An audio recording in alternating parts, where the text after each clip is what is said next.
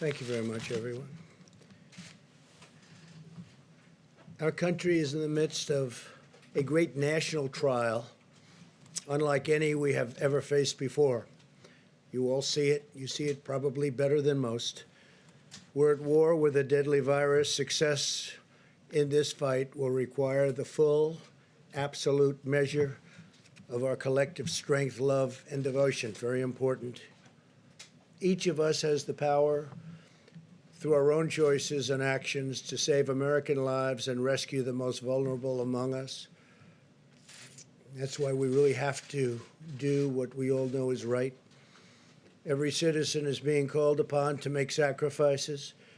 Every business is being asked to fulfill its patriotic duty. Every community is making fundamental changes to how we live, work, and interact each and every day. And I wouldn't be surprised to see this going on long into the future when this virus is gone and defeated. Some of the things we're doing now will be very good practice for the future, including for not getting the flu, which is very devastating also. So some of what we're learning now will live on into the future. I really believe that.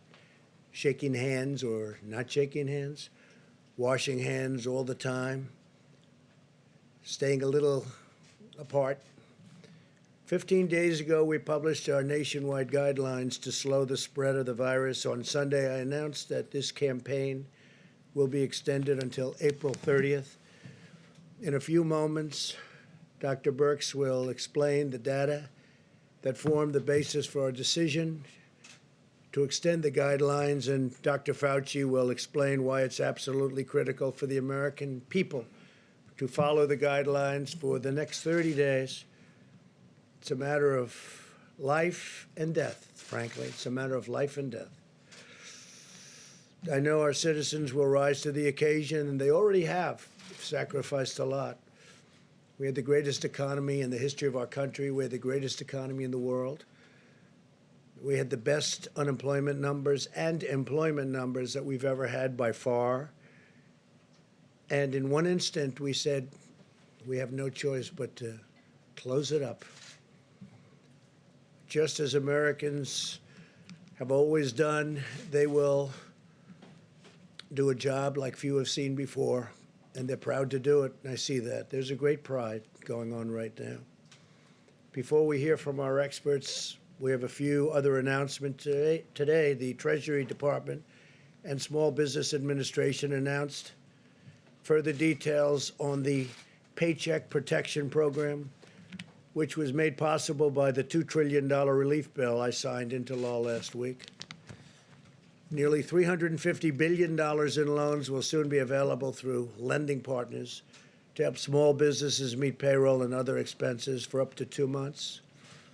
These loans will be forgiven as long as businesses keep paying their workers. This includes sole proprietors and independent contractors.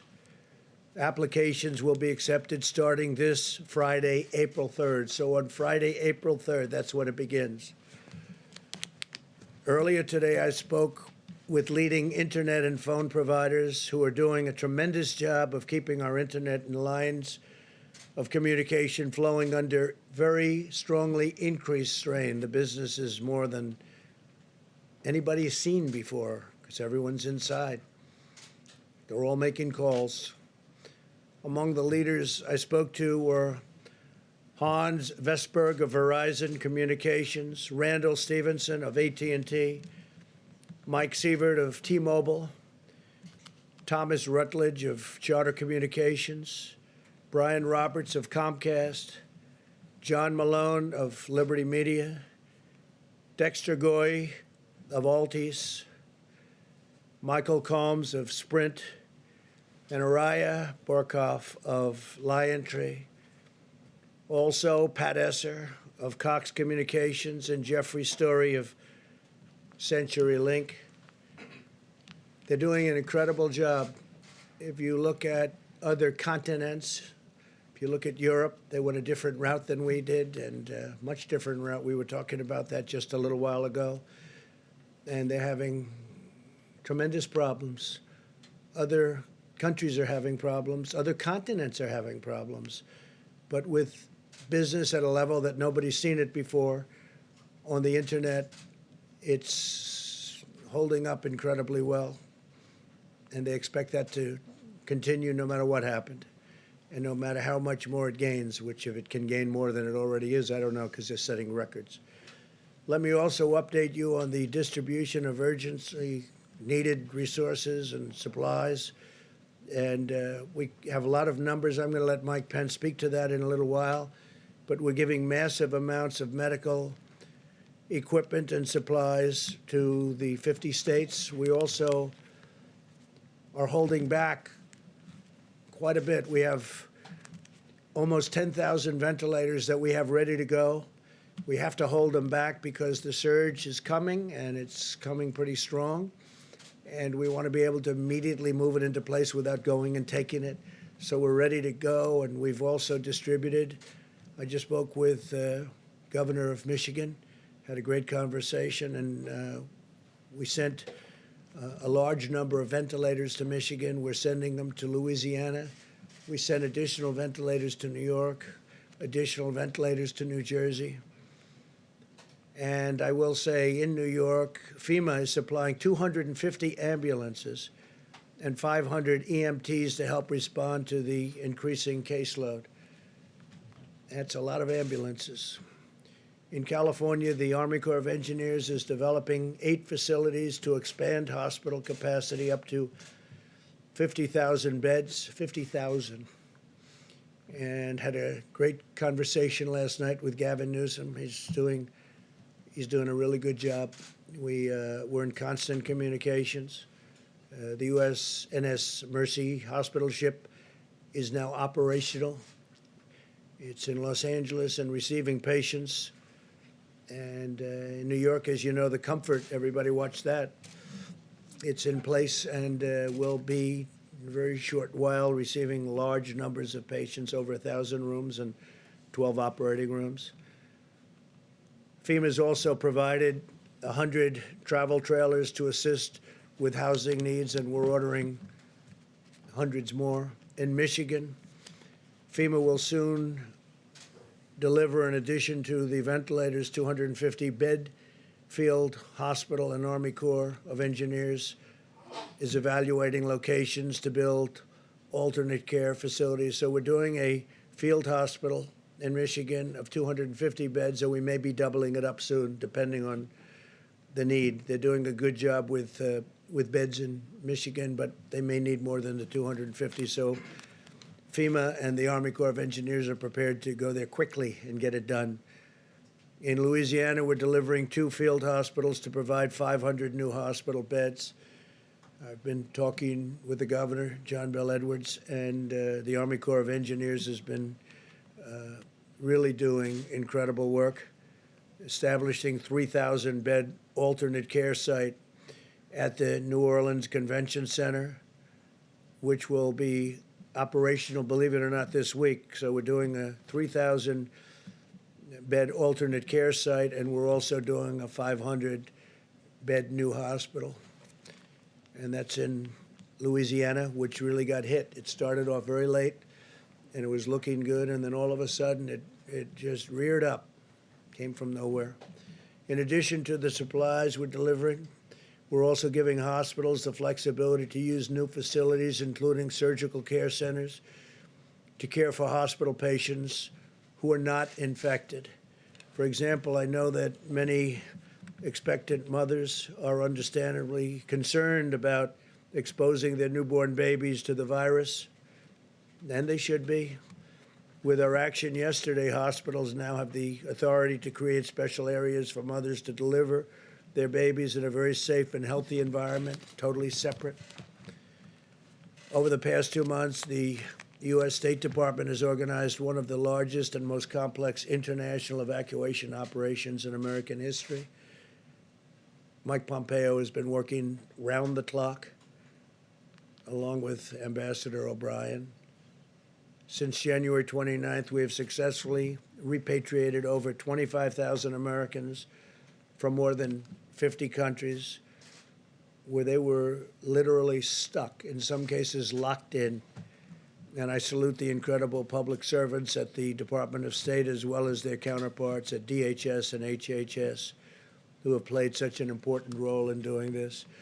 You probably read about the young people in Peru and young people in Brazil, and they were absolutely stuck, and we got them out, got them.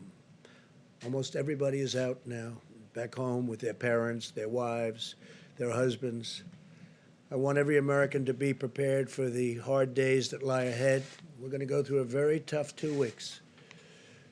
And then hopefully, as the experts are predicting, as I think a lot of us are predicting after having studied it so hard, you're going to start seeing some real light at the end of the tunnel. But this is going to be a very painful, very, very painful 2 weeks. When you look and see at night the kind of death that's been caused by this invisible enemy, it's incredible. I was watching last night Governor Murphy of New Jersey say 29 people died today, meaning yesterday, and others talking about numbers far greater. But you get to know a state. I know New Jersey so well, and you hear 29 people, and hundreds in other locations, hundreds in other states. And this is going to be a rough 2-week period. As a nation, we face a difficult few weeks as we approach that really important day when we're going to see things get better all of a sudden. And it's going to be like a burst of light, I really think, and I hope. Our strength will be tested and our endurance will be tried.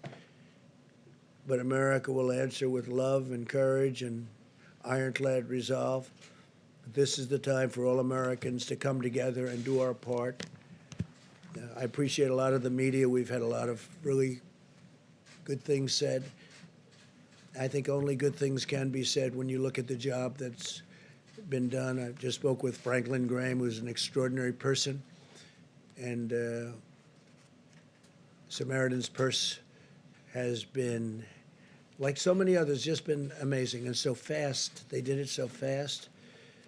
He's been doing that for a long time, but I think people are really seeing what they have done. Franklin Graham, very special family. As we send plane loads of masks and gloves and supplies to the communities battling the plague, and that's what it is. This is a plague. We also send our prayers. We pray for the doctors and the nurses, for the paramedics and the truck drivers and the police officers and the sanitation workers, and above all, the people fighting for their lives in New York and all across our land. I watched as doctors and nurses went into a certain hospital in Elmhurst this morning. I know Elmhurst, Queens. I grew up right next to it. I know the hospital very well. Been seeing it all my life, my young life. And I will tell you that to see the scenes of trailers out there and what they're doing with those trailers, they're freezers, and nobody can even believe it. And I spoke to some of my friends. They can't believe what they're seeing. And I watched the doctors and the nurses walking into that hospital this morning. It's like military people going into battle, going into war. The bravery is incredible, and I just have to take my hat. I would take my hat. If I were wearing a hat, I'd rip that hat off so fast, and I would say you people are just incredible. They really are. They're very brave. They're going in, and they don't know. You have lots of things flying around in the air. You don't know what you're touching. Is it safe? And you also see where you have friends that go into the hospital and you say, how is he doing 2 days later? And they say, sir, he's unconscious or he's in a coma. So things are happening that we've never seen before in this country. And with all of that being said, the country's come together like I've never seen it before. And we will prevail, we will win, and hopefully it will be in a relatively short period of time. With that, I'd like to ask Dr. BIRX to come up and show you some of the latest, just the data that has been, I think, brilliantly put together. And right after that, I'm going to ask Dr. FAUCI to speak. And Mike Pence is going to give you some of the recent events that have taken place and some of the statistics that we have that I think will be very interesting here. Thank you very much. Please, Dr. Thank you, Mr. President. If I can have the first slide, please. So always, and that's what this slide is labeled, is goals of community mitigation, really highlighting that this begins in the middle and the end with community. It is community and the community of the American people that are going to have to do the things for the next 30 days to make a difference. I think you know from that large blue mountain that you can see behind me, and I just want to thank the 5 or 6 international and domestic modelers from Harvard, from Columbia, from Northeastern, from Imperial, who helped us tremendously. It was their models that created the ability to see what these mitigations could do, how steeply they could depress the curve from that giant blue mountain down to that more stippled area. In their estimates, they had between 1.5 million and 2.2 million people in the United States succumbing to this virus without mitigation. Yet through their detailed studies and showing us what social distancing would do, what would happen if people stayed home, what would happen if people were careful every day to wash their hands and worry about touching their faces, that what an extraordinary thing this could be if every American followed these. And it takes us to that stippled mountain that's much lower, a hill actually, down to 100 to 200,000 deaths, which is still way too much. Next slide, please. Simultaneously, there was a modeler out of the University of Washington that modeled from cases up, utilizing the experience around the globe to really understand how this information that we have from Italy and Spain and South Korea and China could really help us give insight into the hospital needs, the ventilator needs, and really the number of people who potentially could succumb to this illness.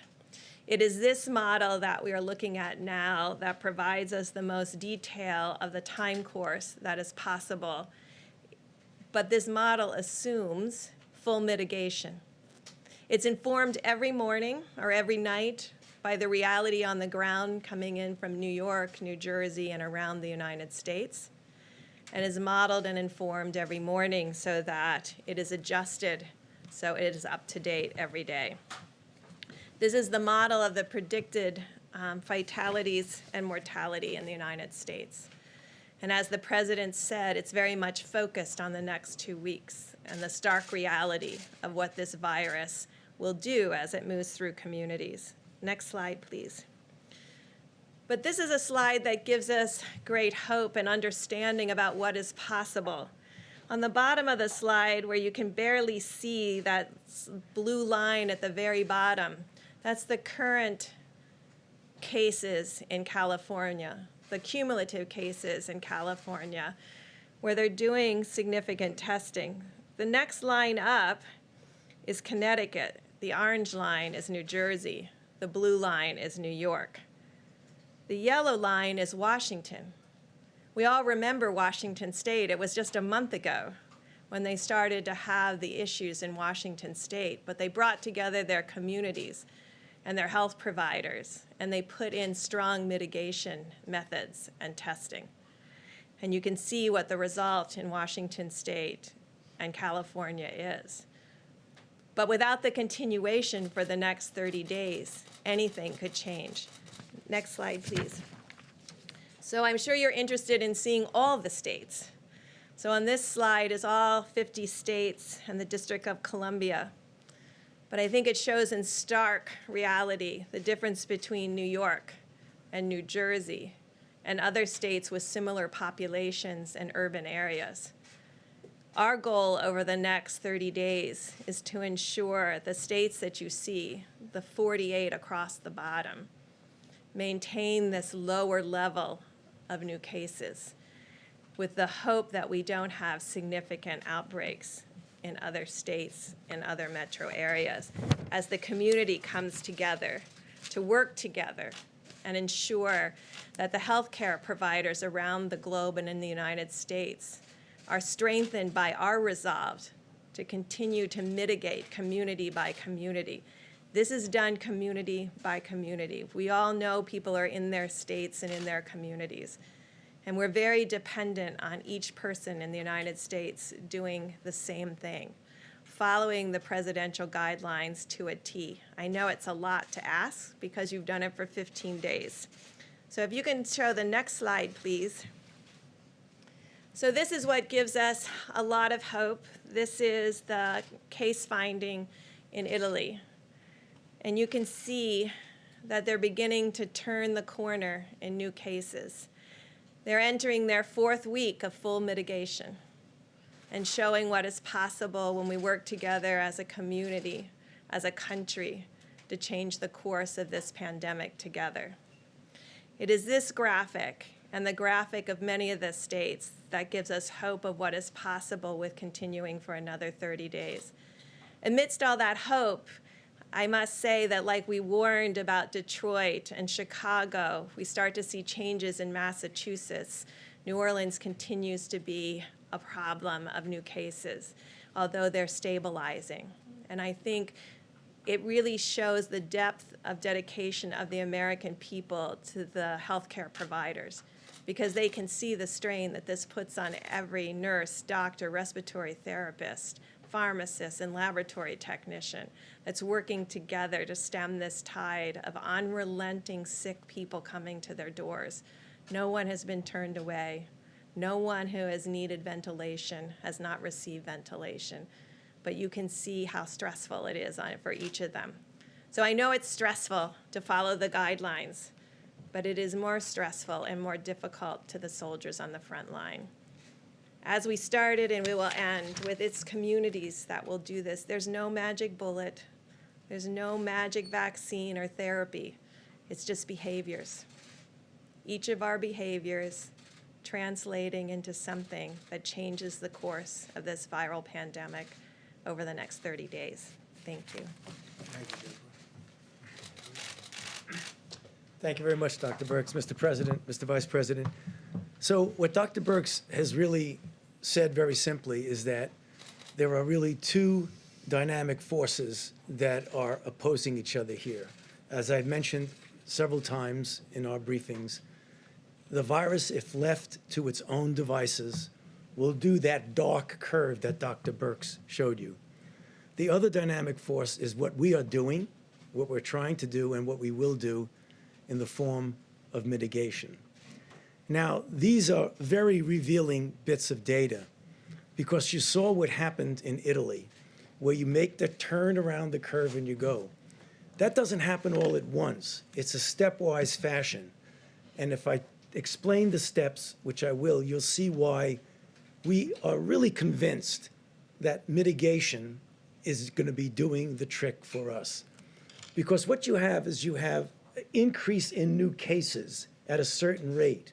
When the increase in new cases begin to level off, the secondary effect is less hospitalizations, the next effect is less intensive care, and the next effect is less deaths.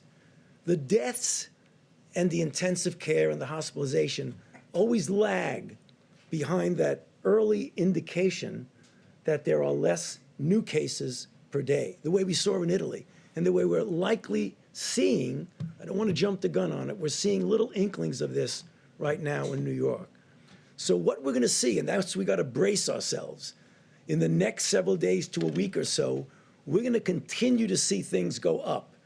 We cannot be discouraged by that because the mitigation is actually working and will work. The slide that Dr. BIRX showed, where you saw New York and New Jersey and then the cluster of other areas, our goal, which I believe we can accomplish, is to get the hotspot places, the New Yorks, the New Jersey, and help them to get around that curve. But as importantly, to prevent those clusters of areas that have not yet gone to that spike, to prevent them from getting that spike. And the answer to that is mitigation. Now, the 15 days that we had of mitigation clearly have had an effect, although it's tough to quantitate it because of those two opposing forces. But the reason why we feel so strongly about the necessity of the additional 30 days is that now is the time, whenever you're having an effect, not to take your foot off the accelerator and on the brake, but to just press it down on the accelerator. And that's what I hope and I know that we can do over the next 30 days. And as I said the other day and on one of the interviews, we are a very strong and resilient nation. If you look at our history, we've been through some terrible ordeals. This is tough. People are suffering, people are dying. It's inconvenient from a societal standpoint, from an economic standpoint to go through this. But this is going to be the answer to our problems. So let's all pull together and make sure, as we look forward to the next 30 days, we do it with all the intensity and force that we can. Thank you.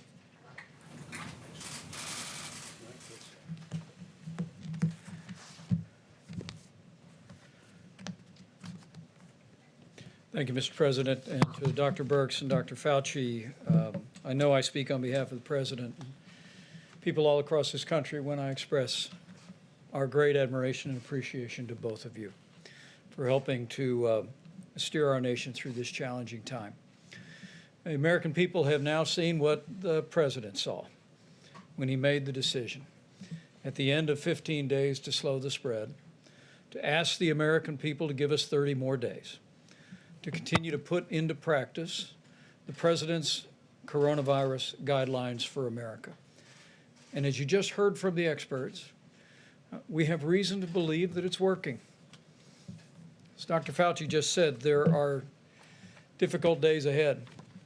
Our hearts and our prayers go out to the families that have lost loved ones, and those, as the President just reflected, who we know are struggling at this hour in hospitals across the nation. But to each and every one of us, do not be discouraged, because what you can do to protect your health, the health of your family, what you can do to ensure that our healthcare providers have the resources and our hospitals have the capacity to meet this moment is put into practice the President's coronavirus guidelines for America. It really is what every American can do. 30 days to slow the spread, 30 days to make a difference in the lives of the American people, American families, and the life of our nation. Allow me to give you a few brief updates before the President takes questions. First and foremost, we continue to work very closely with governors around the nation. The President and I spoke to all the governors, all the states and territories yesterday, and since we were last together, the President and I have spoken directly to several governors around the country, including Illinois, Louisiana, Michigan, New York, and other states.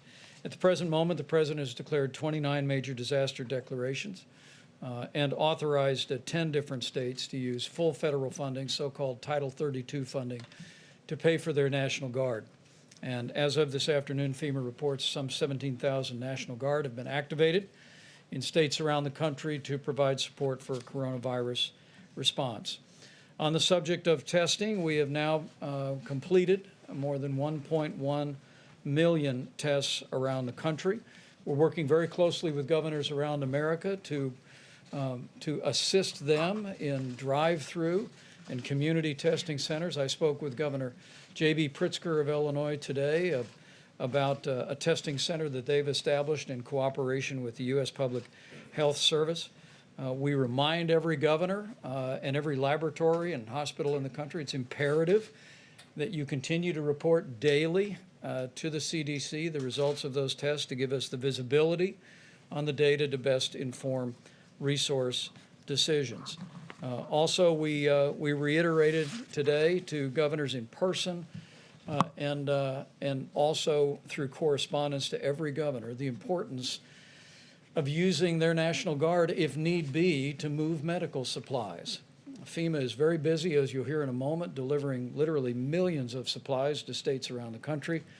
But we're urging every governor to make sure to work with their state emergency management team and maybe use the National Guard to move those supplies from warehouses to hospitals. At the present moment, as the President said, we've distributed more than 11.6 million N95 masks, more than 8,100 ventilators around the nation, millions of face shields, surgical masks, and gloves. We initiated an air bridge that the President announced yesterday. Flights have arrived in New York, one arrived in Illinois yesterday, and a flight will arrive in Ohio in the next 24 hours. FEMA is literally working and contracting around the world with now more than 51 flights that will be bringing vital medical supplies. On the subject of ventilators, FEMA is currently delivering 400 ventilators to Michigan, 300 to New Jersey, 150 to Louisiana, 50 ventilators to Connecticut, and in the last week and in the week ahead, more than 450 ventilators to Illinois. This is in addition to more than 4,400 ventilators that the President and FEMA directed to the state of New York. We just want people that are working on the front lines that the President just spoke about, Dr. BIRX and Dr. FAUCI spoke about. We want you to know help is on the way. And at the President's direction, we're going to leave no stone unturned anywhere in America or anywhere in the world to make sure that you have the resources and the equipment to do your job. So again, I want to just say thank you, America. Thank you for stepping up. Thank you for putting into practice the 15 days to slow the spread. And thank you for the response that tens of millions have already had for the 30 days to slow the spread. We encourage each one of you, as we have governors around the country, to spread the word about the guidelines. Listen to your state and local authorities in areas that are more greatly impacted. We continue to urge people in the areas of New York, New Jersey, and Connecticut to refrain from travel around the country, and people who've traveled from that area, check your temperature and self-quarantine for 14 days. You can see from that chart the unique challenges people in the greater New York City area are facing with the coronavirus, and we want to do all that we can to protect your health, focus resources on the community, and prevent unnecessary spread. Lastly, as the President highlighted yesterday, businesses around America are stepping up as never before. Tomorrow, I'll travel with Secretary Sonny Perdue to Gordonsville, Virginia, to the Walmart Distribution Center, just so the American people can see firsthand how the food supply is continuing to roll on 18 wheels and through air freight all over America. And we thank again the grocery store operators around America and everybody that's working out on the highways and byways every day to keep that food supply rolling and rolling strong. And to the American people, though, we just want to assure you that we're going to continue to work our hearts out to make sure our healthcare providers have everything they need, that anyone struggling with coronavirus has the support and healthcare they need. I'm absolutely confident, seeing the way our governors are responding, seeing this team the President has assembled in the White House Coronavirus Task Force, confident of the prayers of the American people that we'll get through this, but it will take all of us doing our part, and we'll get through it together. Just to be clear, what is the projected death toll should people be reasonably good at following these mitigation measures? Well, if they're reasonably good, I guess we could say that I'd like to have maybe Dr.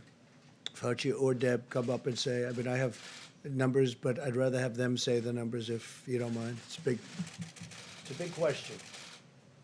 So of course, this is a projection, and it's a projection based on using very much what's happened in Italy and then looking at all the models.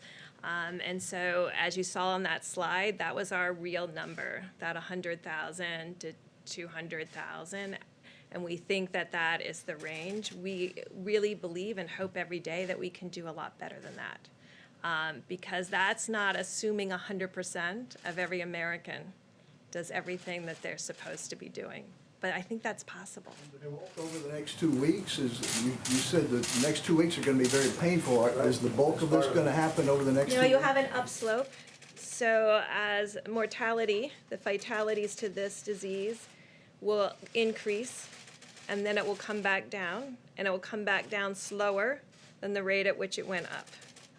And so that is really the issue, how much we can push the mortality down. Yeah. So our hope is to get that down as far as we possibly can.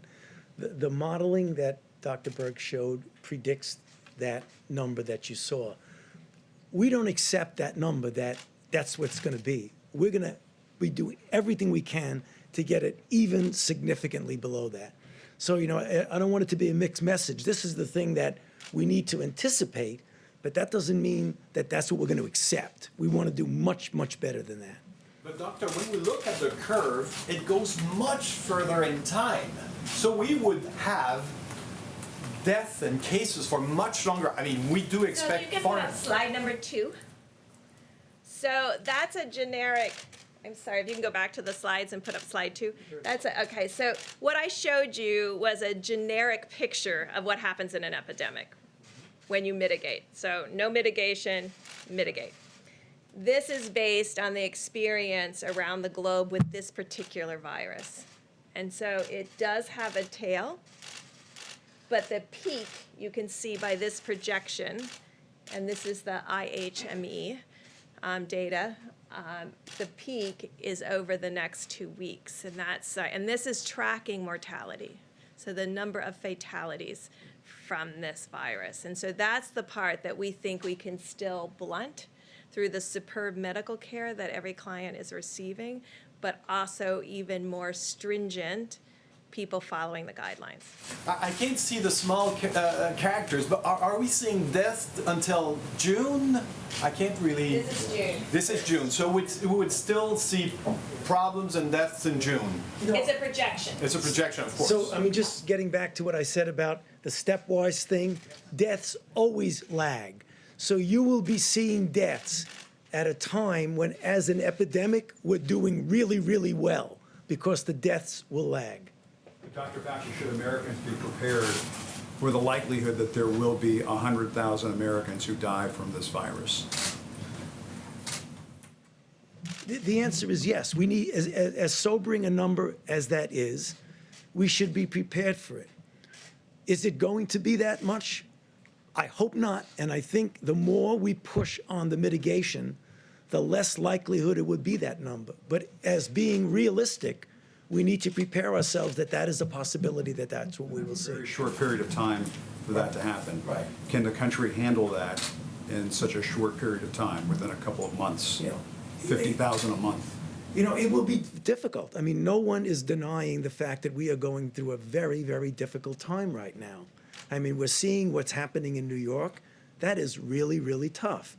And if you extrapolate that to the nation, that will be really tough. But that's what it is, Jim, and we're going to have to be prepared for that. Yeah, I think because the model that was from IHME, that's based and heavily laden by the data that has come in from New York and New Jersey and Connecticut.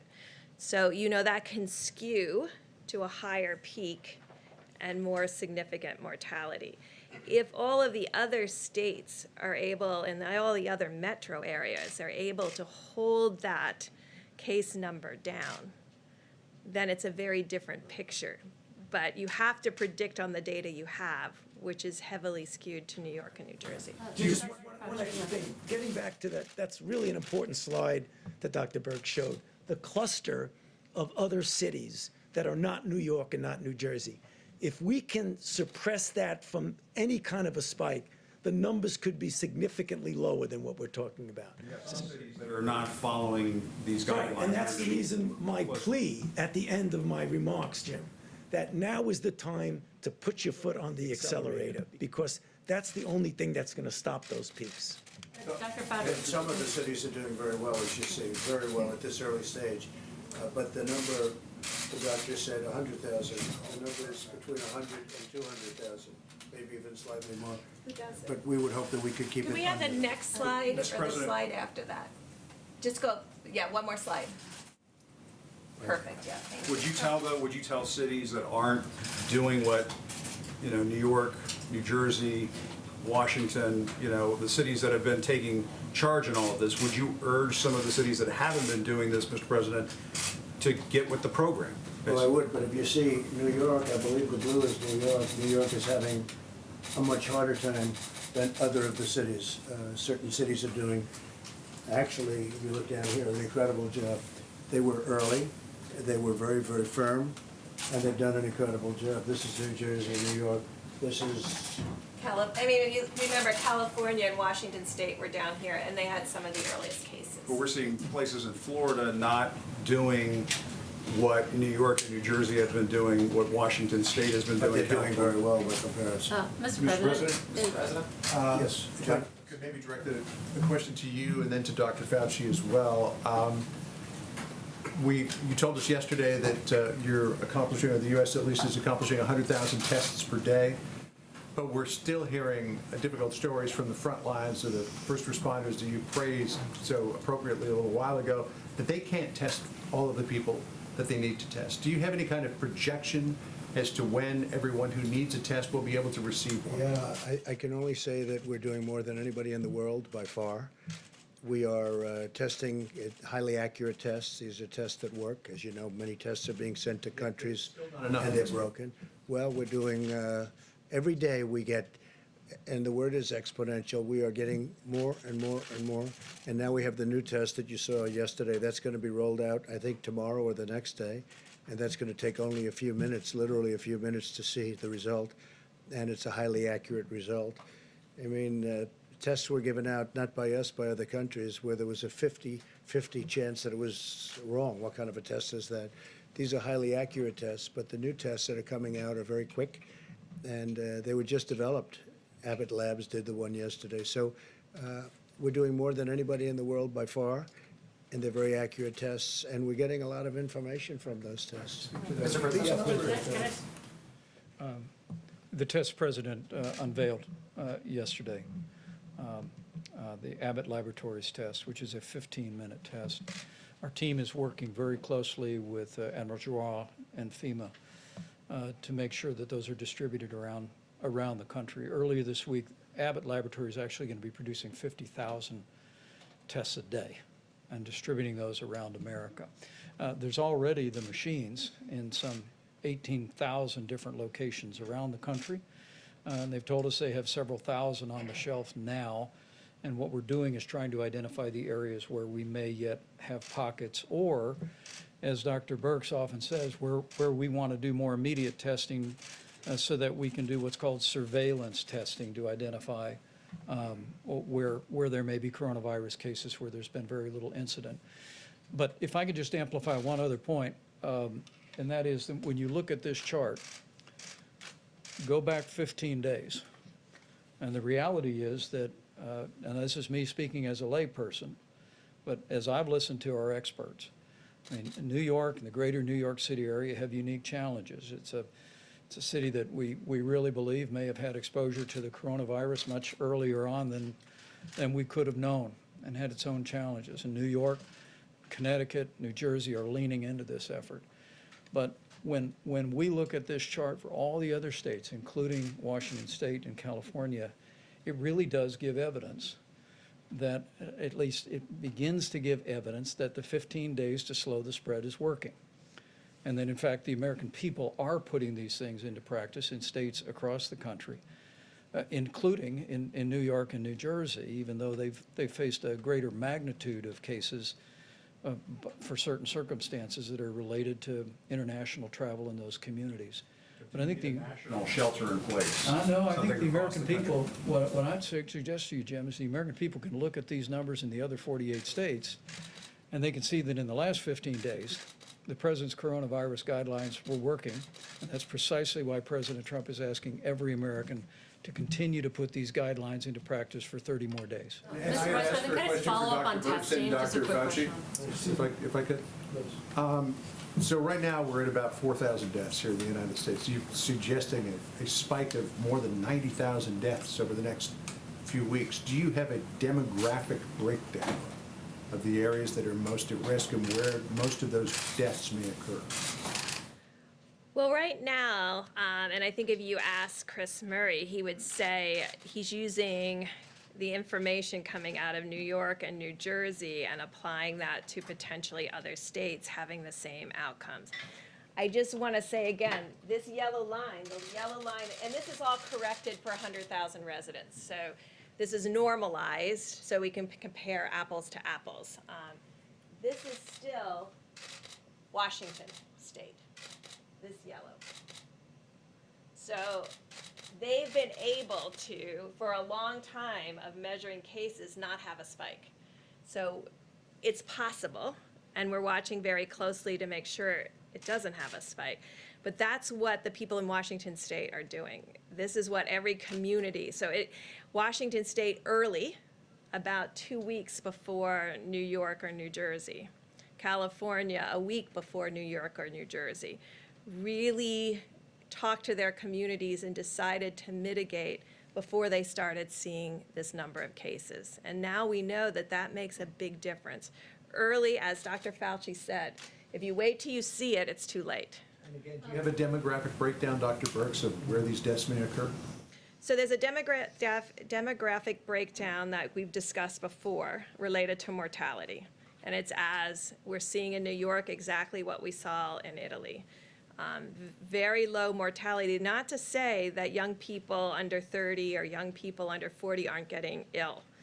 They are, but most of them are recovering. So the profile looks identical to Italy with increasing mortality with age and pre-existing medical conditions. And so that is holding in the same way. But what we're hoping is that through the work of communities, and again, it comes down to communities. This is communities deciding that this is important to them to not have the experience of New York and New Jersey. And I think, we are worried about groups all around the globe. I mean, I don't know if you heard the report this morning, there's 8,000 ventilators in the UK. If you translate that to United States, that would be like the United States having less than 40,000 ventilators. We have 5 times that amount. So, I mean, these are the things that everybody is having to face. And I think the United States is in an excellent position from our medical care position, but we don't want to have to test that system. We want this to be a much smaller epidemic with much smaller mortality. Can I just follow up on the testing question real quick before we move on? So the testing numbers, I understand 1 million tests done was a big increase, but we were told there would be 27 million tests available by the end of the month. So can you outline where in the supply chain, where in the logistics chain are those other 26? Yeah, where are the other 26 million tests right now? I think this is, just for purposes of clarifications, there's a difference between sending a test that can be administered to a test being done.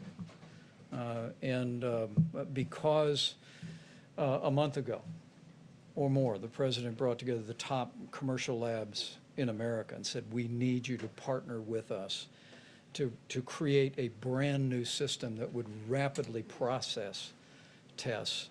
We're now at 1.1 million tests, and we believe it's a fair estimate that we're testing about 100,000 Americans a day. That'll continue to grow. It'll continue to accelerate.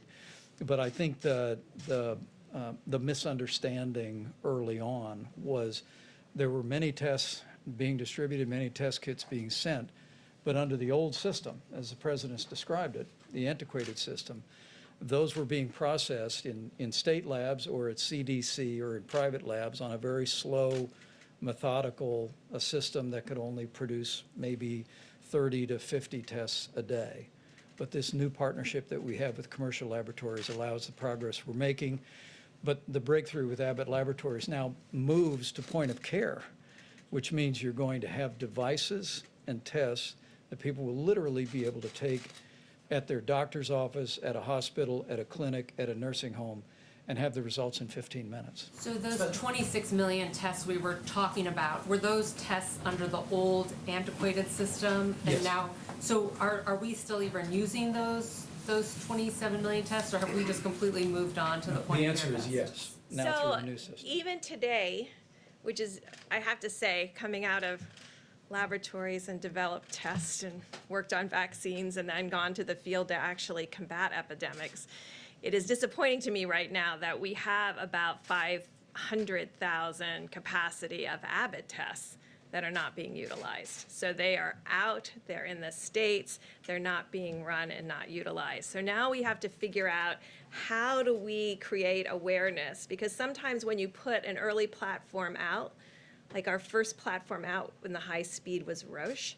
So you get that out, people get dependent on that, and then don't see that there's availability of other tests. So right now, there's over 500,000 tests sitting, capacity, that are not being utilized. So we're trying to figure out, how do we inform states about where these all are? How do we work through every laboratory association so they're aware? And how do we raise awareness so people know that there's point of care, there's Thermo Fisher, there's Abbott testing, and there's Roche. And if you add those together, that's millions of tests a They're week. not being reported. And they're not, and so those are the, But they're not being reported. or they're not even being used. So that's what's really, so that's what we're working on. What's the reason they're being used?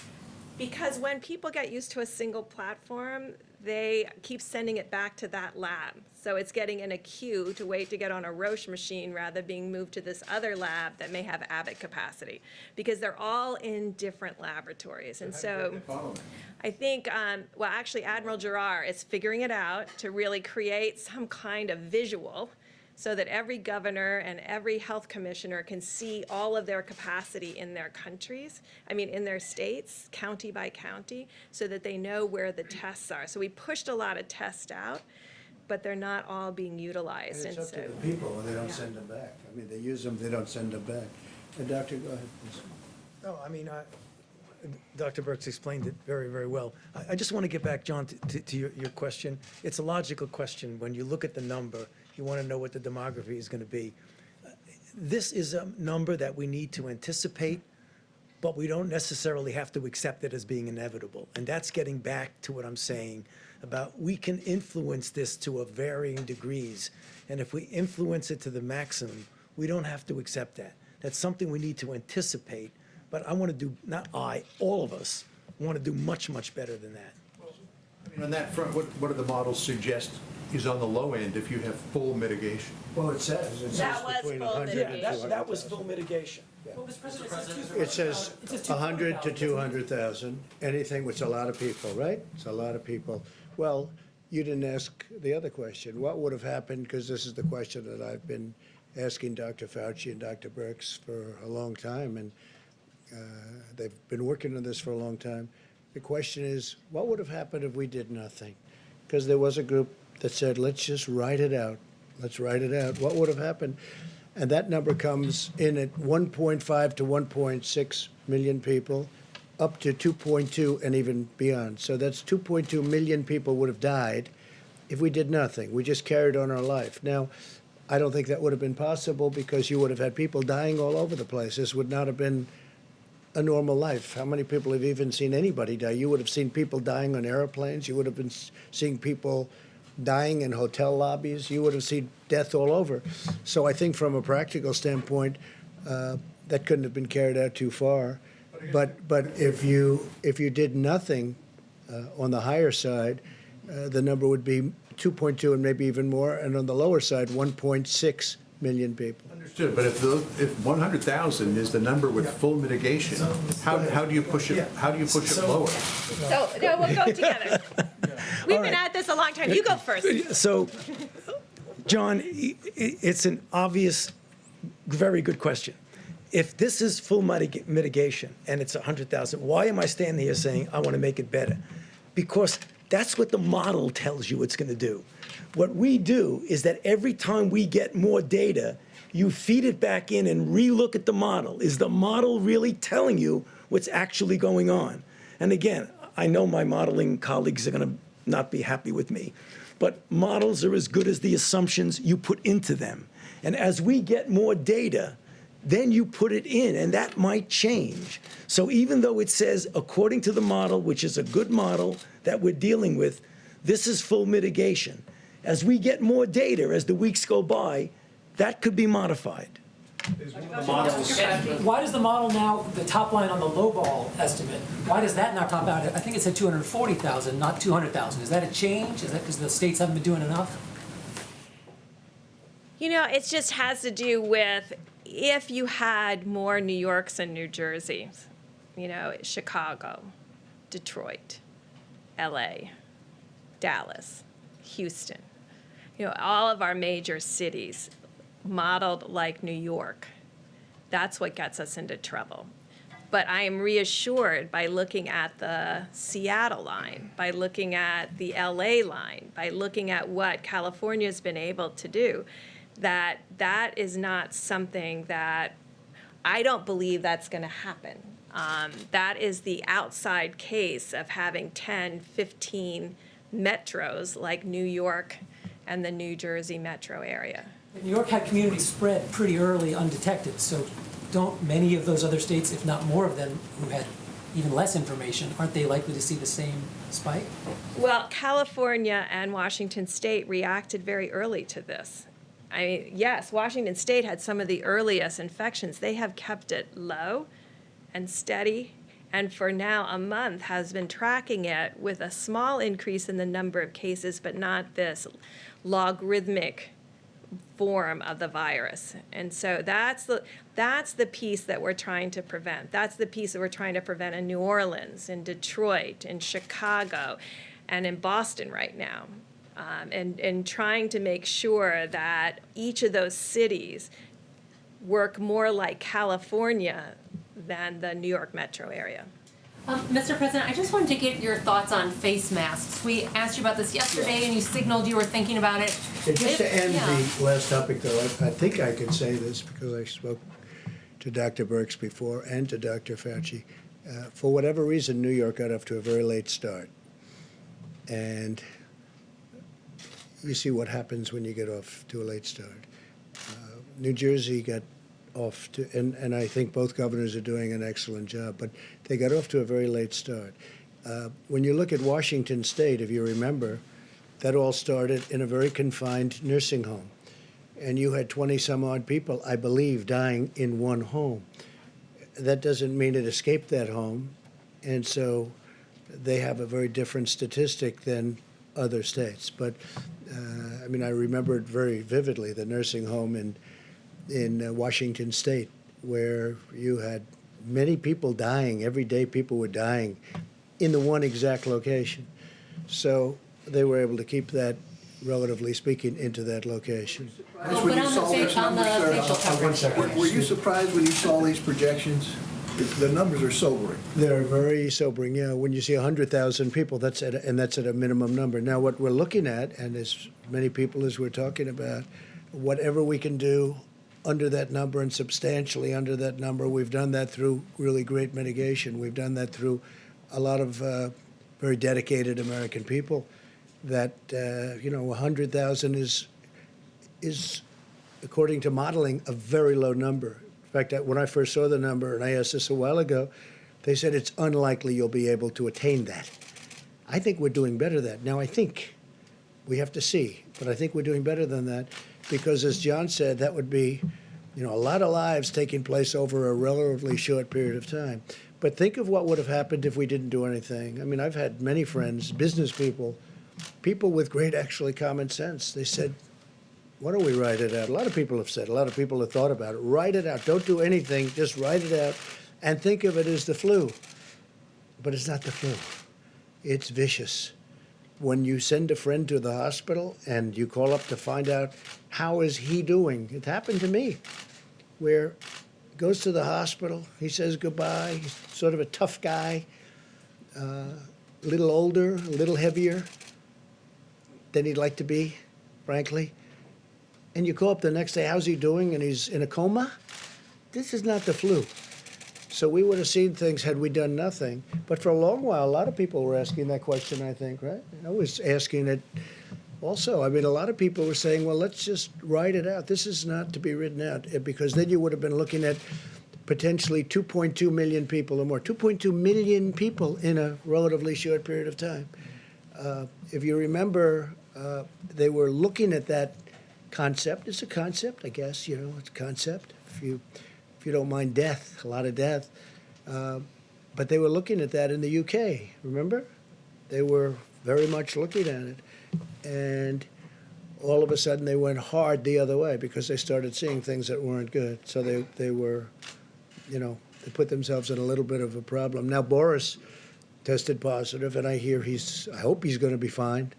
But in the UK, they were looking at that, and they have a name for it, but we won't even go by the name. But it would have been very catastrophic, I think, if that would have happened. But that was something that everybody was talking about, Steve. Like, just don't do anything. Don't do anything. Forget about everything. Just write it out. They use the expression, write it out. We would have had, at a minimum, 1.5, 1.6, but you would have had perhaps more than 2.2 million people dying in a very short period of time. And that would have been a number that the likes of which we've never seen. So now when we look at our package that we just approved for $2 trillion, all of a sudden it seems very reasonable, right? When you're talking about 2 million lives, all of a sudden it seems very reasonable. I must say, a lot of people that have been seeing the more advanced numbers, because these are much more advanced numbers now. When you first started, we didn't know, and this was a different kind of a virus, and nobody knew that much about it. Even the experts, you don't really know where it's going.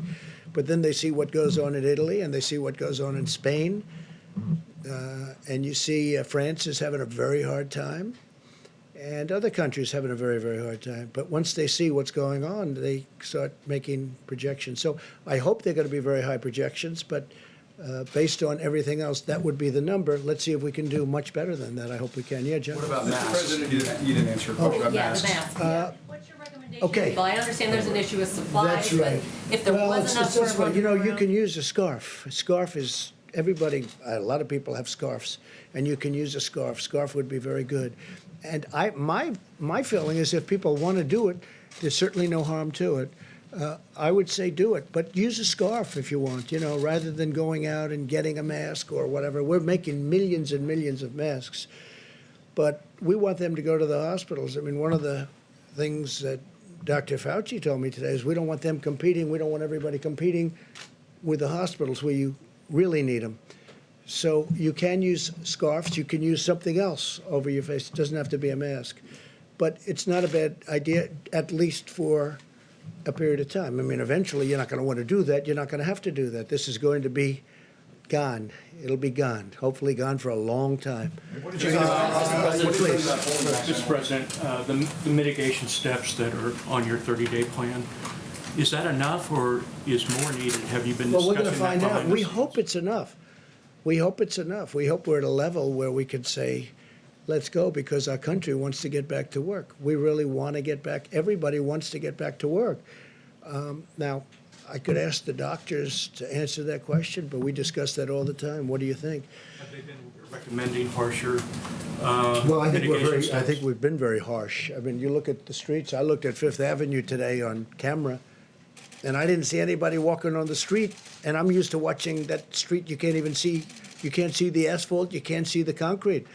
And you look at this, nobody.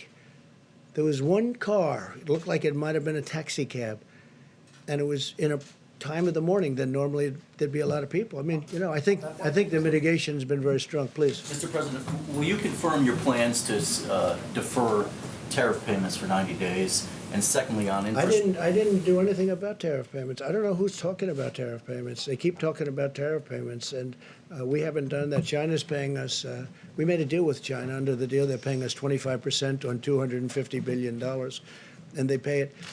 And I spoke with President Xi the other day, and he didn't mention that. We didn't mention that. We had a great conversation, by the way, a really productive conversation having to do with many things. Most of it was on the virus, but.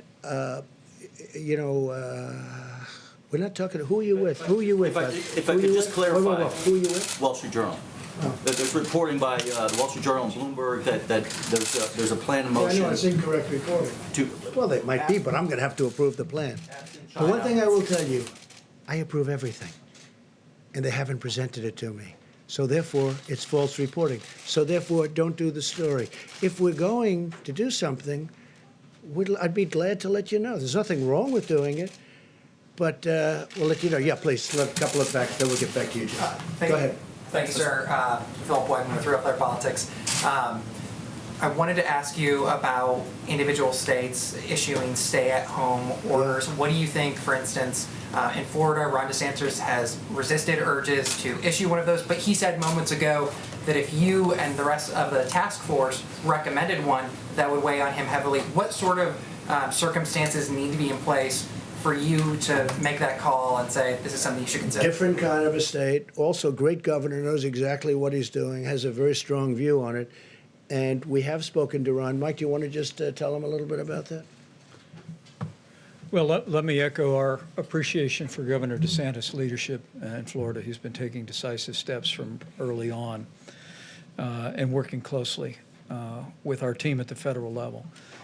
But let me be very clear on this. The recommendation of our health experts was to take the 15 days to slow the spread and have the president extend that to 30 days for every American. Now, that being said, we recognize that when you're dealing with a health crisis in the country, it is locally executed by healthcare workers, but it's state managed. And so we continue to flow information to state governors. We continue to hear about the data that they're analyzing and consult with them. But at the president's direction, the White House Coronavirus Task Force will continue to take the posture that we will defer to state and local health authorities on any measures that they deem appropriate. But for the next 30 days, this is what we believe every American in every state should be doing at a minimum to slow the spread. So unless we see something obviously wrong, we're going to let the governors do it. Now, if it's obviously wrong, I mean, people can make things, they can make a decision that we think is so far out that it's wrong, we will stop that. But in the case of Governor DeSantis, you know, there's two thoughts to it, and two very good thoughts to it. And he's been doing a great job in every respect, so we'll see what happens. But we only would exercise if we thought somebody was very obvious. So go ahead, your turn. Thanks. I had a question in a minute for the Vice President about the National Strategic Stockpile, but while you're at the podium, I wanted to ask about your call with President Putin a couple days ago. Yeah. I know a big economic concern for a lot of people has been the state of oil prices right now. Yeah. So I'm wondering if you raised that with President Putin, if you were able to gain any We had a call. It was probably about that, the oil prices, because as you know, Russia and Saudi Arabia are going at it, and they're really going at it, and by going at it to the extent that they are, the oil has dropped to a point where, look, it's the greatest tax cut we've ever given, if you look at it that way, because people are going to be paying 99 cents for a gallon of gasoline. It's incredible in a lot of ways. It's going to help the airlines, but at the same time, it's hurtful to one of our biggest industries. That's the oil industry. It's really, it's not even feasible what's going on. So I spoke to President Putin about that. I also spoke to the Crown Prince about that, Saudi Arabia. No, I think, yeah, they're going to get together, and we're all going to get together, and we're going to see what we can do, because you don't want to lose an industry. You're going to lose an industry over it. Thousands and thousands of jobs.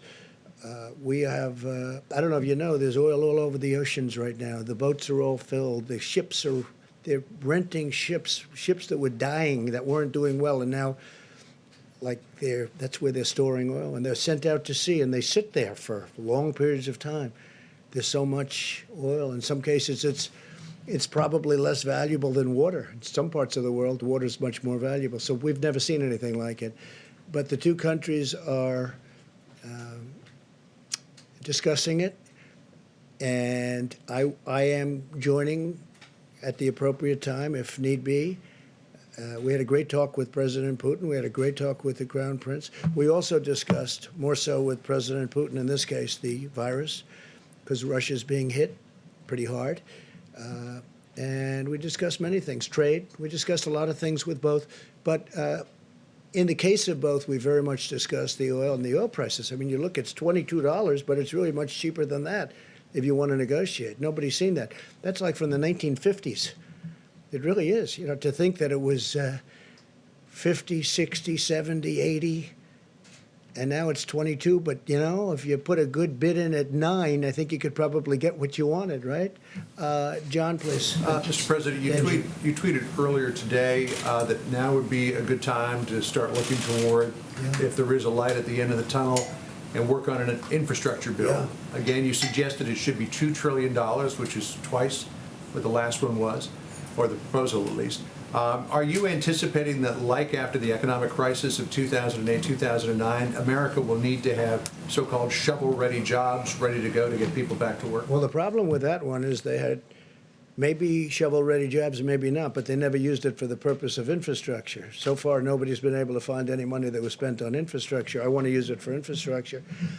And one of the reasons I'm suggesting it, John, is we're paying zero interest. The United States is paying almost zero interest rate. The Federal Reserve lowered the rate, the Fed rate, and that and a combination of the fact that everybody wants to be in the United States. You know, we have a dollar that's very strong, and I know that sounds good, but it does make it hard to manufacture and sell outside because other currencies are falling and our currency is very strong. It's very, very strong. Proportionately, it's through the roof. So we have a strong dollar. People want to invest in the United States, especially nowadays where they're looking at safety. They have all of the problems, plus the virus at 151 countries. They all want to come into the United States. And so we have a zero interest rate, essentially. And I said, wouldn't this be a great time to borrow money at zero interest rate and really build our infrastructure like we can do it? So the plan was, the Republicans had a plan of about 750. I would say they were at 7.5. You had the Democrats were a little less than $1 trillion. The Republicans were a little bit less than that. And I'm suggesting $2 trillion. We redo our roads, our highways, our bridges. We fix up our tunnels, which are many of them in bad shape, like coming into New York, as you know, really bad shape. And we really do a job on our infrastructure. And that doesn't mean we're going to do the Green New Deal, because I won't do it. I won't approve it. We're not going to do the Green New Deal and spend 40% of the money on things that people just have fun with. How would you pay for it, sir? We're going to borrow the money at 0% interest. So our interest payments would be almost zero, and we can borrow long term. People want to be in the United States. They want to be invested in the United States. Go ahead, Jim. I wanted to get back to the virus. You were saying at the beginning of the press conference that you're looking at holding back 10,000 ventilators.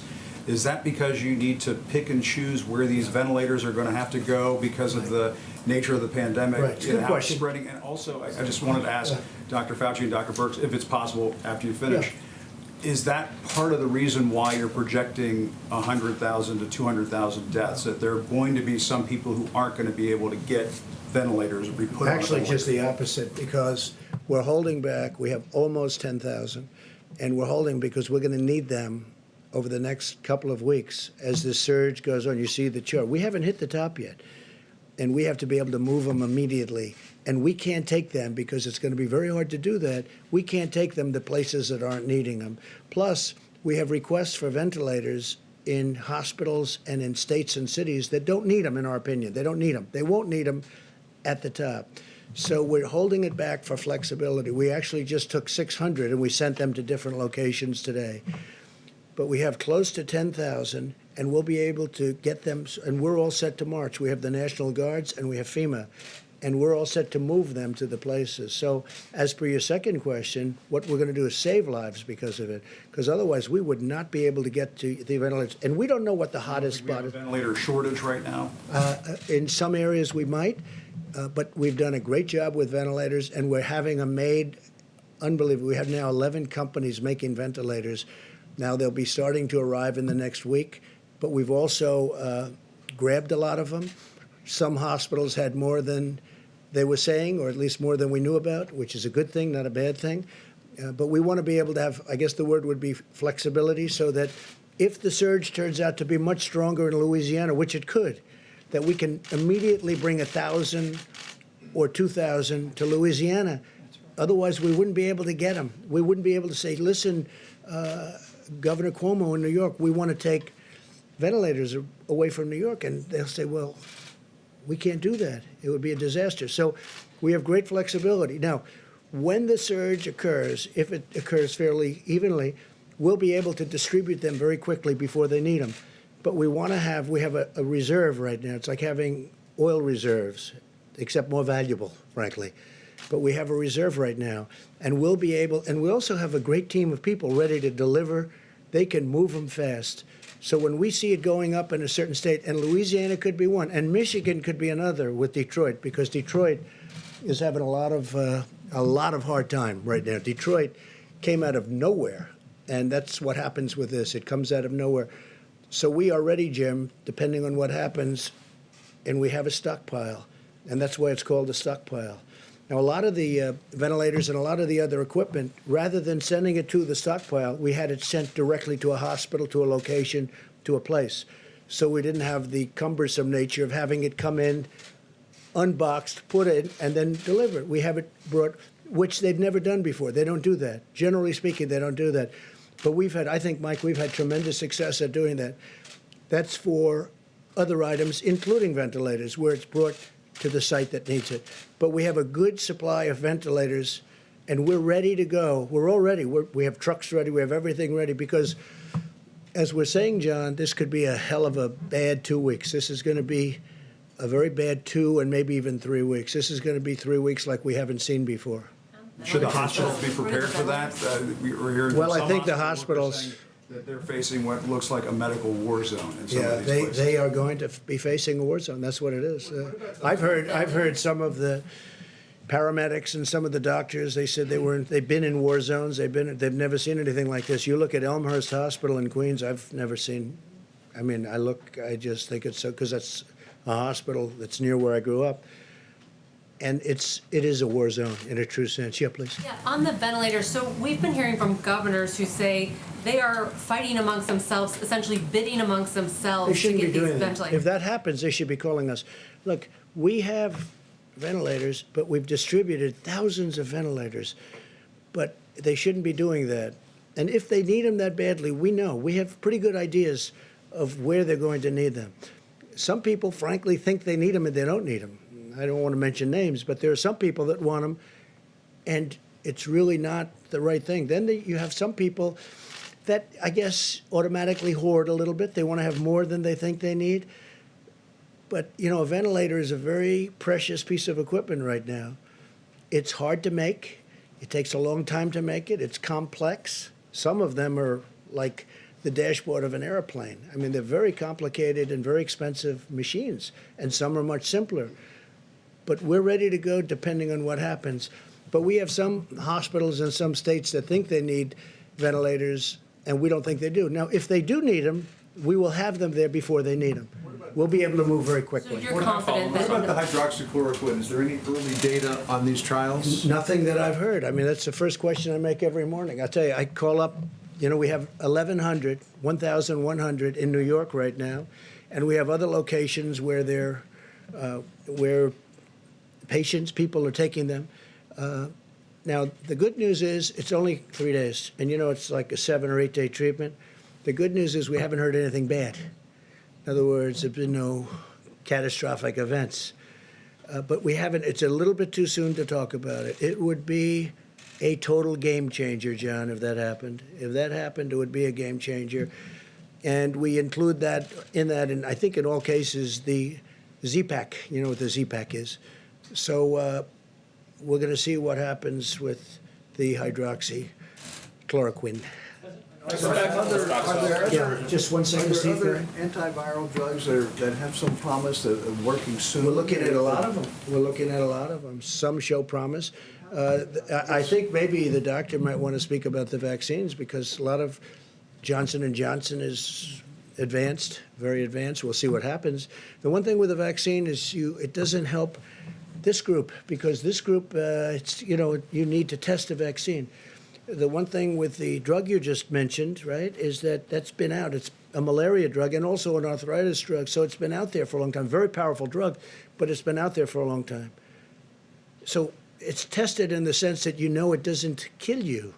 But you may want to discuss the vaccines for a second, Dr. Thank you, Mr. President. But just for a second before the vaccine, in answer to your question, Steve, there are a number of candidates. The drugs that are now being looked at in various ways, either compassionate use, clinical trials, are generally drugs that already exist for other things. there's a whole menu of drugs and interventions that are now going into clinical trials that are not approved for anything yet. I mean, for example, things like immune serum, convalescent plasma, or hyperimmune globulin, or monoclonal antibodies, a variety of other things. Right now, there's a lot of activity going on behind the scenes in the design of the kinds of clinical trials that will give us an answer. Because you need an answer, because if it doesn't work, you want to get it off the table and go to the next one. So there are a lot of things. Vaccine. How long does that normally take? Weeks, months? Yeah, no, it takes at least months, at least. So, I mean, that's the reason why you're seeing a lot of activity with drugs that already exist for other purposes, because they're already there. But the drugs that you want to show in a good randomized clinical trial, at very best, are going to take months. Just one word on the vaccine. You know, exactly like we said, we hope that as we get into the summer, if in fact there are cases out there, when you're in a phase 2 or phase 3 trial, or 2B, as we call it, that we might get an early efficacy signal. And an efficacy signal means that even though you haven't definitively proven that a vaccine works, you get enough information that if it were an emergency, you might be able to have an emergency use authorization for it. That sounds good. And I have to say this, hydroxychloroquine and azithromycin, which is, you know, you take it with it, maybe, if you want, for the infection.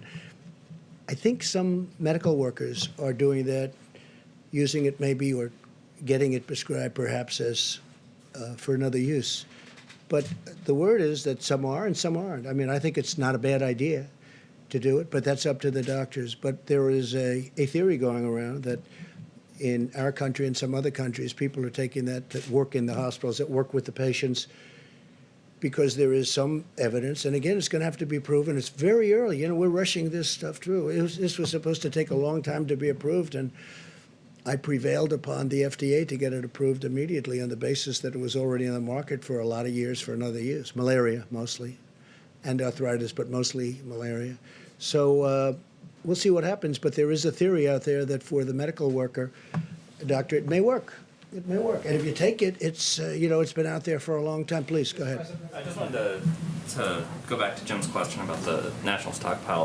The governor of Connecticut today. About which? The national strategic stockpile.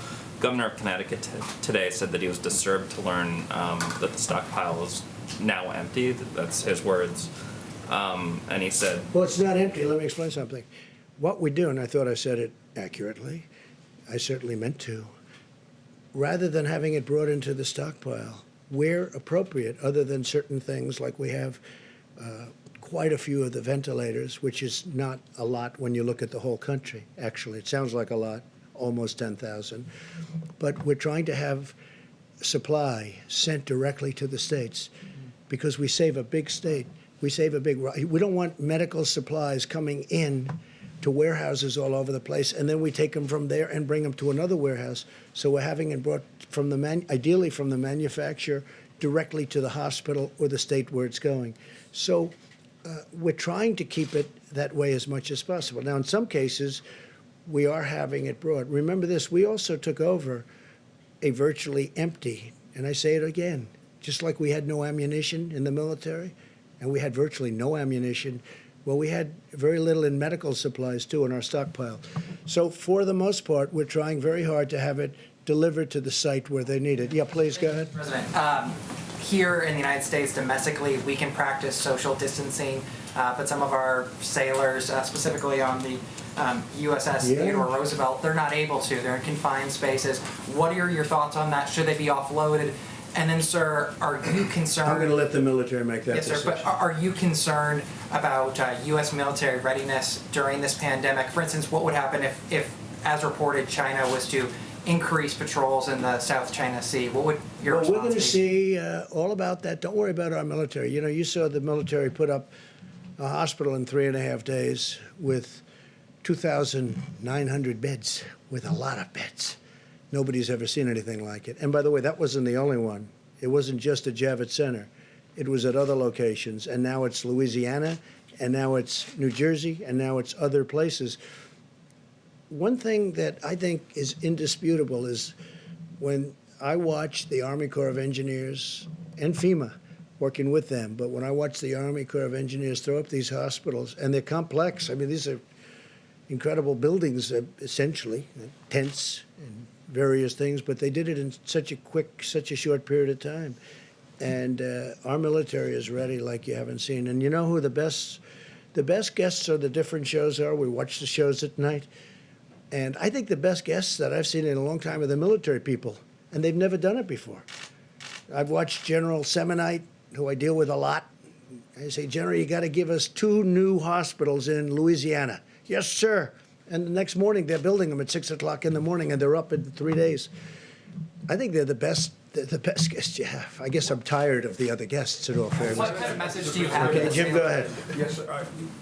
This may be an uncomfortable question, but what would the models have looked like that Dr. BIRX and Dr. Fauci showed us if we had started these social distancing guidelines sooner, in February or January, when China, South Korea were doing those sorts of things? Well, I'm going to let them answer that. In terms of what information we're getting from them, but if we had started these practices sooner, could these models be different right Yeah, now? I'm going to let them answer the question, but remember this, and again, I say it, and everybody says it. You know who says it better than anybody is Dr. Fauci. I had a decision to make. Maybe it was my biggest decision. China was heavily infected, and thousands of people were coming from China to the United States. And against the wishes, not even wishes, but they disagreed with the decision, I made a decision to stop China from coming in. Took a lot of heat, even from China. They weren't exactly happy. I just made a trade deal, a big one, $250 billion trade deal, and I'm shortly thereafter saying you can't come into our country. That was a big decision. That was earlier than the dates you're talking about. So that was a big decision. That was probably, and by the way, not because I did it, that was probably the biggest decision we made so far. But if you look at the one graph, the problem New York has is New York started late, but the other ones didn't start so late. Now, New York is also more complicated because, you know, for obvious reasons, but it got a late start. But do you want to maybe answer those questions? I don't know if you can go back to slide 2, because I wanted to explain 2 things that I think is really important, because we had a lot of questions about mortality and what it meant. Okay, so you see this confidence interval? So here's the line. This is the confidence interval. This is where we have the ability to push it down. So you have a large confidence interval around the line. And so we're trying to move that gray down tighter and below the dotted line. So I think that's really important. And then if you can go to the next slide. So we really can't answer your question until we can get antibody testing out there.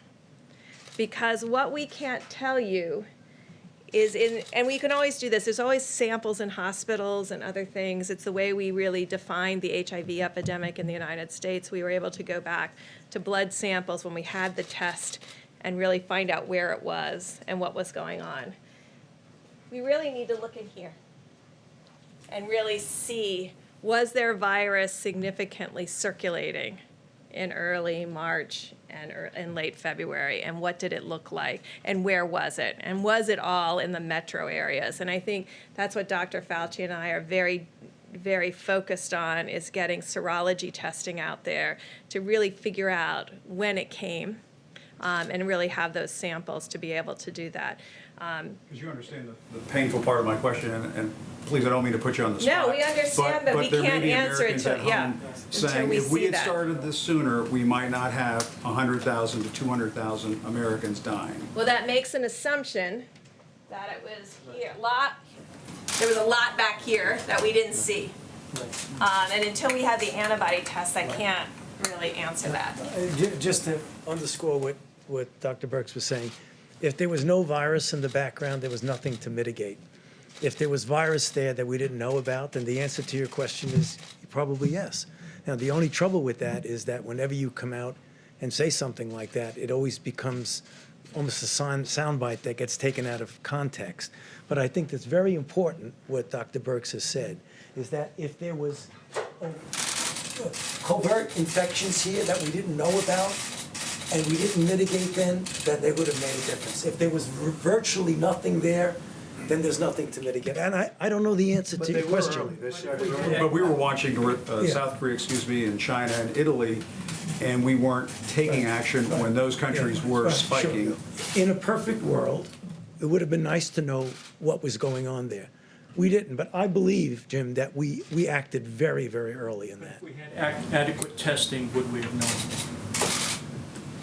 Yeah, we I'm not- would have known the same thing. We inherited obsolete tests. Can I speak to that too as well? President made reference to the fact, January 31, he suspended all travel from China. Shortly thereafter, we issued strong travel advisories for the sections of Italy implicated and sections of South Korea. And we reached agreements with those countries to screen all passengers from all airports coming into the United States of America. The president's initial efforts were designed at preventing the coronavirus from coming into the United States. And what our experts have told us again and again at the Coronavirus Task Force is that those actions bought us a significant amount of time on this curve to respond with the kind of mitigation efforts, standing up resources, testing, and supplies that are in effect. But we went from a prevention strategy the president acted on before the month of January was over to a mitigation strategy which continues to this day. And if I can also say, just to every American, all the questions about resources are very important, and I can assure you that the president and our task force are preoccupied with these issues and working with governors hour by hour to meet those needs. But if Americans will put into practice these guidelines for another 30 days, they'll do their part to lower the curve and save lives, most importantly, and limit the burden on our hospitals and our healthcare system in the country significantly. And so make no mistake about it, while we're going to work our hearts out, leave no stone unturned to find the resources, the masks, the ventilators that we need. And we are going to meet that moment with the full energy of the American economy and the whole of the American government. The American people have a role to play in preserving that medical capacity in a way that will ensure that people that are caught up in the coronavirus, particularly those that are vulnerable to the most serious outcomes, which are seniors with serious underlying health conditions or anyone with an immunodeficiency, have the resources, the support, and the health care that every American family would want their loved one to have. I do think we were very early, but I also think that we were very smart because we stopped China. We had never done that before. You know, we had never closed our borders before, as I read, I don't know, maybe that's not right. And Dr. Fauci had also said that was I think it was maybe the biggest moment because we were stopping the source, we were stopping the infection, but we also stopped Europe very shortly thereafter. That was a big decision. That was not an easy decision either. I stopped them a long time before people started stopping anyway. So we stopped China, we stopped Europe, we stopped all of Europe.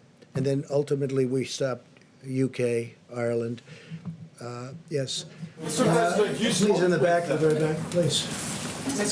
President and team, going back to hydroxychloroquine, how many clinical trial tests numerically would you like to see before you put a stamp of approval on it? Because there are clinical trials being taking place around the world right now. Sure, please. Is there a number? Yeah. How many cases would you like to see? That is an FDA decision, and it really depends on a variety of factors. What I would like to see a clinical trial that has a comparison to something that is comparable to what it means without the drug. I mean, I keep saying it, I say it all the time, and I'll say it again. It's a controlled trial that compares it to something meaningful. When that... Are there trials that you're watching taking place around the world right now? Well, there are a number of trials going on, not only in the United States, but also in other parts of the world. You know, right now it's too early to make any determination, but I just want to get back to what I say all the time. The definitive way that you get an answer is by doing a randomized controlled clinical trial. Yeah, please go ahead. Mr. McConnell, You're talking about the chloroquine? Is that what you're talking about? And specifically for the last question? Yeah. No, there are trials going on. But there are also trials going on. We're trying them on people that are now sick. We know That's a very important. That's a very important trial. Experimented with around the world. So my question was really like, are there We're watching specific? whatever happens around the world. We're watching those trials very closely. Yeah. Mr. President, Mr. President. Mitch McConnell had a line today, he was on the, Mitch McConnell, yeah. He said that impeachment diverted the attention of the government. Do you think that in any way, this was happening and building at the same time, did it divert your attention or your team's attention or the Vice President's attention? Well, I don't like to think I did. I think I handled it very well, but I guess it probably did. I mean, I got impeached. I think, I certainly devoted a little time to thinking about it, right? So, but think of it. It was a hoax. It was a total hoax. And when you think that I got impeached only because they had a majority in the House, they didn't get one Republican vote. 196 to nothing. Not one Republican. I don't think it's ever happened. The Republicans stuck together. And they stuck together in the Senate 52 to a half. A half. So, when you say that, yeah, I think it took a lot of, I see them going and saying about speed. Well, they probably illegally impeached me in the sense that if you look at the FBI today with what happened, the horrible things, nobody cares about that now because all they're thinking about is the virus, and that's okay with me. But you look at the report that came out from I.G. Horowitz, it's disgraceful what went on. It's disgraceful. It's a total disgrace. They got caught in the act. But you know what? We won't talk about that now. Did it divert my attention? I think I'm getting A+ for the way I handled myself during a phony impeachment, okay? It was a hoax. But certainly, I guess I thought of it, and I think I probably acted. I don't think I would have done any better had I not been impeached, okay? And I think that's a great tribute to something. Maybe it's a tribute to me. But I don't think I would have acted any differently, or I don't think I would have acted any faster. But the Democrats, their whole life, their whole being, their whole existence was to try and get me out of office any way they can, even if it was a phony deal. And it was a phony deal. And it turned out, and all you have to do is look today at the FBI reports, take a look at what the FBI did. Take a look at the people. Take a look at Comey's report, 78 pages of total kill. Take a look at that. Take a look at the report on McCabe. Just read it, and you'll see how horrible it was. And you know what? I don't think this country is going to take it. You want to know the truth? Phone call you haven't had time to make? How did it take you out of the gate? What guidance are you offering to Florida when it comes to the two Holland American cruise ships that are seeking to dock here? Yeah, well, I'll be speaking. I'm going to be speaking. In fact, he has a call into me. We'll be speaking to the governor, and we'll be speaking to him soon. But there's a case. We have two ships. There are people that are sick on the ship. And we don't want to be like they're going to be ghost ships. People turn those ships away. There was a ship, as you know, in a certain part of Asia, and from port to port, nobody would take it. But in the meantime, you have people that are dying on the ship, or at least very sick, but they're dying on the ship. So I'm gonna do what's right, not only for us, but for humanity. I mean, these are two big ships, and they have a lot of very sick people. And I'll be speaking to the governor. Let's do just a couple of more back here. Yeah, go ahead, please. We'll get yeah, go ahead, please. Thank you very much. I was hoping you could. You ever run out of questions? It's the most unbelievable thing. You go through the room. But I have nothing else to do, so if you want should we keep it going, John? I think so. Could you clarify Let's something go. for me, please? Andrew Cuomo today said that the system that you have where governors are trying to get ventilators, it's like being on eBay with 50 other states bidding on a ventilator plus FEMA. And then you just said tonight they You shouldn't mean be doing that. he was complaining? Well, he said. Say it. That's What did he fine. say exactly? What did he say? He said that when you have states competing for ventilators in medical care, it's like being on eBay with 50 other states bidding on a ventilator. Well, he plus shouldn't be FEMA. complaining because we gave him a lot of ventilators. And if you take a look at the chart, it's down. But I wish he got going a little bit sooner. But we gave him a lot of ventilators. And you know what? He has a lot of ventilators. The problem is with some people, no matter what you give, it's never enough. It's never enough. Like they'll say, how's Trump doing? And you're a Democrat. Some of them said really good. I'll tell you, Gavin Newsom from California, who's doing a good job, by the way, and others said really good. But, generally your natural reflex, how's Trump doing? You ask that question to a Democrat. We don't like it. Oh, really? You don't like it? We're getting very high marks, but I'm not doing this for marks. I'm doing this to save lives.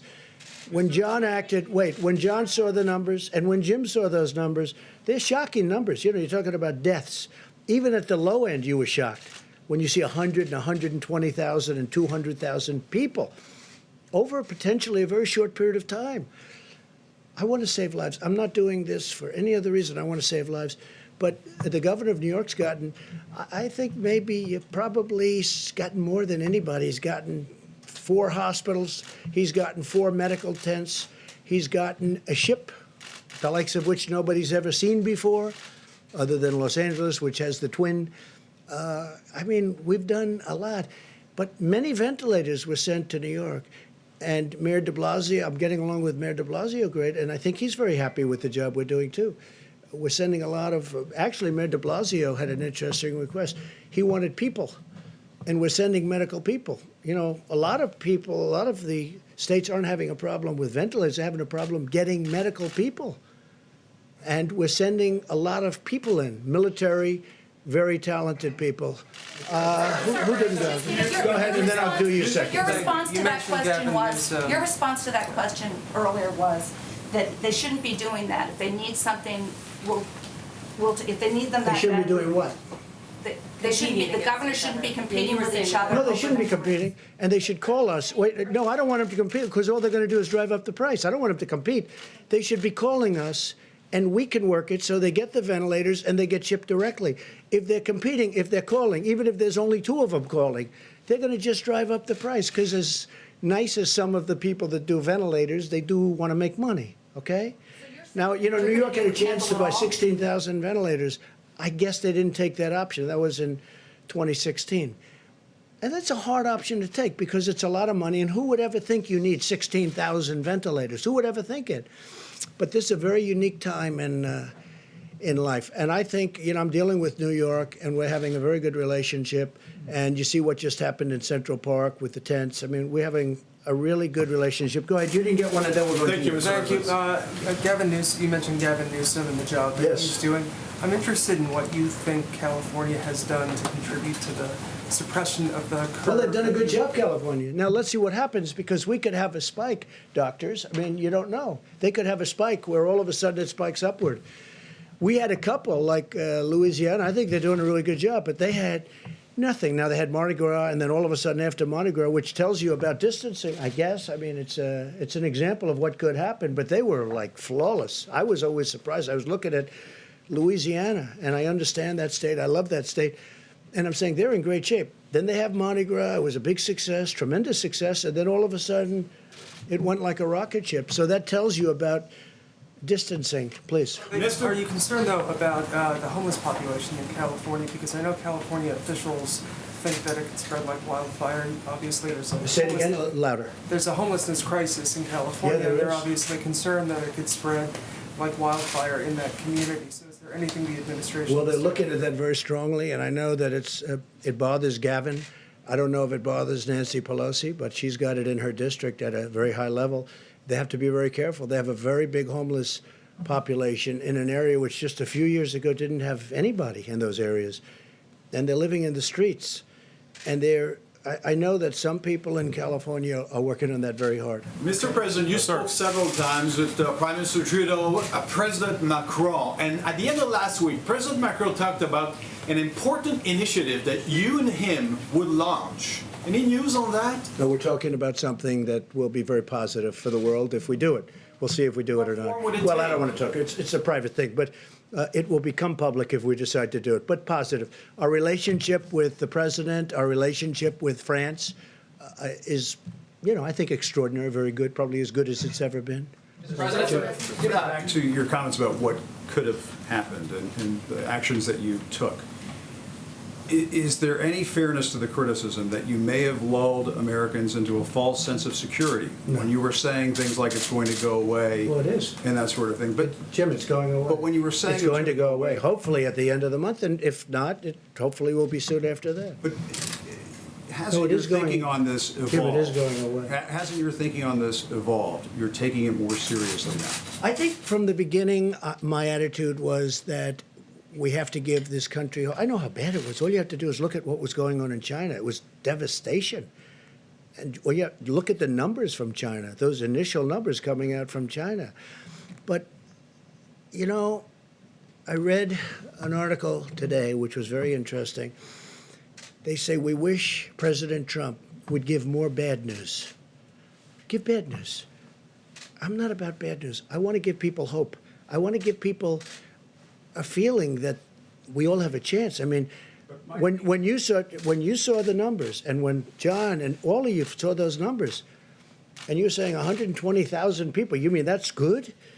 100,000 dead people within a short period of time. I want to give people a feeling of hope. I could be very negative. I could say, wait a minute, those numbers are terrible. This is going to be horrible. This is a horrible thing. Hey, Jim. Last month and said, okay, let's go to the beach. Let's go to the airport. Let's go down to Mardi Gras. Well, there were a lot Let's of go people. do There were those a lot of things. people that could have said that. We didn't say that. Fortunately, I didn't say that, and that was an alternative. We talked about it. That was always an alternative. That's what I said. Let it rip. Let it ride. Do nothing. And we could have had 2.2 million dead people, more than that, because I didn't do that. And we did catch it early, and we stopped China really early, and we stopped Europe really early because I saw what was happening. What happened is I stopped Italy because Italy was really heavily infected. We started off with certain parts of Italy, then all of Italy, then we saw Spain. Then I said, stop Europe. Let's stop Europe. We have to stop them from coming here. Europe. I love Europe. But they were having problems. I don't think anybody did a better job than that, especially when you see the 2.2 million number. And I hope we're going to be substantially under the numbers that you're looking at on the minimum side. Then I think we will have, hey, look, it's still tremendous death. You weren't just hoping that it would dissipate, that this would disappear. I want to be positive. I don't want to be negative. I'm a positive person. Somebody said, oh, I wish you'd be more negative. They literally have that. It's in one of the wonderful newspapers today. I wish you'd be more negative. Well, this is really easy to be negative about. But I want to give people hope, too. You know, I'm a cheerleader for the country. We're going through the worst thing that the country's probably ever seen. Look, we had the Civil War, we lost 600,000 people, right? Here's the thing, had we not done anything, we would have lost many times that. But we did something, and so it's going to be hopefully way under that. But, you know, we lose more here potentially than you lose in world wars as a country. So there's nothing positive, there's nothing great about it, but I want to give people in this country hope. I think it's very You knew it was important. going to be this severe when you were saying this was under I thought control. it could be. and- I knew everything. I knew it could be horrible, and I knew it could be maybe good. Don't forget, at that time, people didn't know that much about it. Even the experts, we were talking about it. We didn't know where it was going. We saw China, but that was it. Maybe it would have stopped at China. We wish we could have killed it in China. But it didn't happen. It started spreading to Europe. It started spreading here. It started spreading all over. And I'm not blaming anybody. I'm just saying that we have an incredible thing. I think the people, our professionals, our military, our governors, our politicians, I think they've done an incredible job. I mean, with few exceptions, I think they've done an incredible job.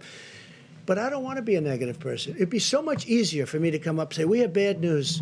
We're going to lose 220,000 people, and it's going to happen over the next few weeks. And with that, I did start off by saying today, long before this question, I said, this is going to be a rough 2 or 3 weeks. This is going to be one of the roughest 2 or 3 weeks we've ever had in our country. We're going to lose thousands of people. When I see 28, 29 people from the governor of New Jersey, 29 people. When you see 173 people died in New York yesterday, or whatever the number was, I think it was more than that. When you see the kind of numbers that we're witnessing, we've never seen numbers like that. So it's easy to be negative. And then everybody can be negative. But I'm a cheerleader for our country. And I want them to do a great job. So the number can be kept. And I've always said it. I want as few a number of people to die as possible. And that's all we're working on. You don't like the question, but are you now taking I don't mind responsibility? the question. Do you I don't mind your Are you- question. are you now I think taking it's actually, responsibility I for think how it's, things it's go not from meant to this be. point? Look, I know you well enough, so it's not meant to be a fair question, but it is a fair question. I think we've done a fantastic job. question. Okay, fine, I'll accept your word. Look, Jim, I think we've done a great job. We're going to see how it comes out.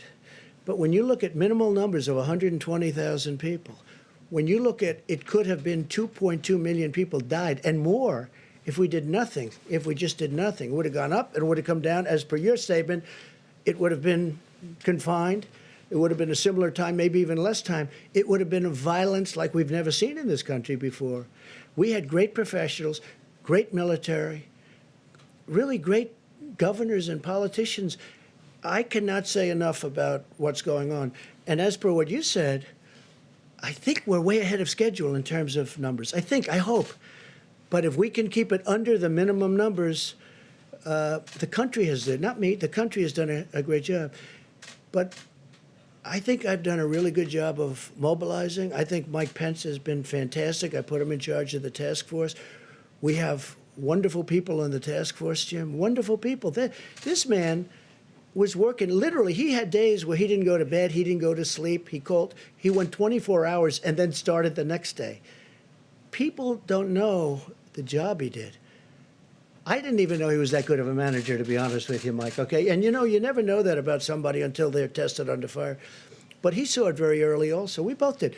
They saw it very early. They knew pretty soon, they probably knew sooner than anybody, because that's what they study, that's what they do. Must be a depressing business, right? Must be a little bit depressing, but they've seen it all. Go ahead, John. Can I ask Dr. Fauci a question about a headline that's been running all day to get his perspective on it? There is a professor from MIT, Dr. Fauci, who suggests that coronavirus can be carried on droplets a distance of 27 feet. Do you buy into that? And if that might be the case, does that suggest that current social distancing guidelines may need to be extended? This could really be terribly misleading, John.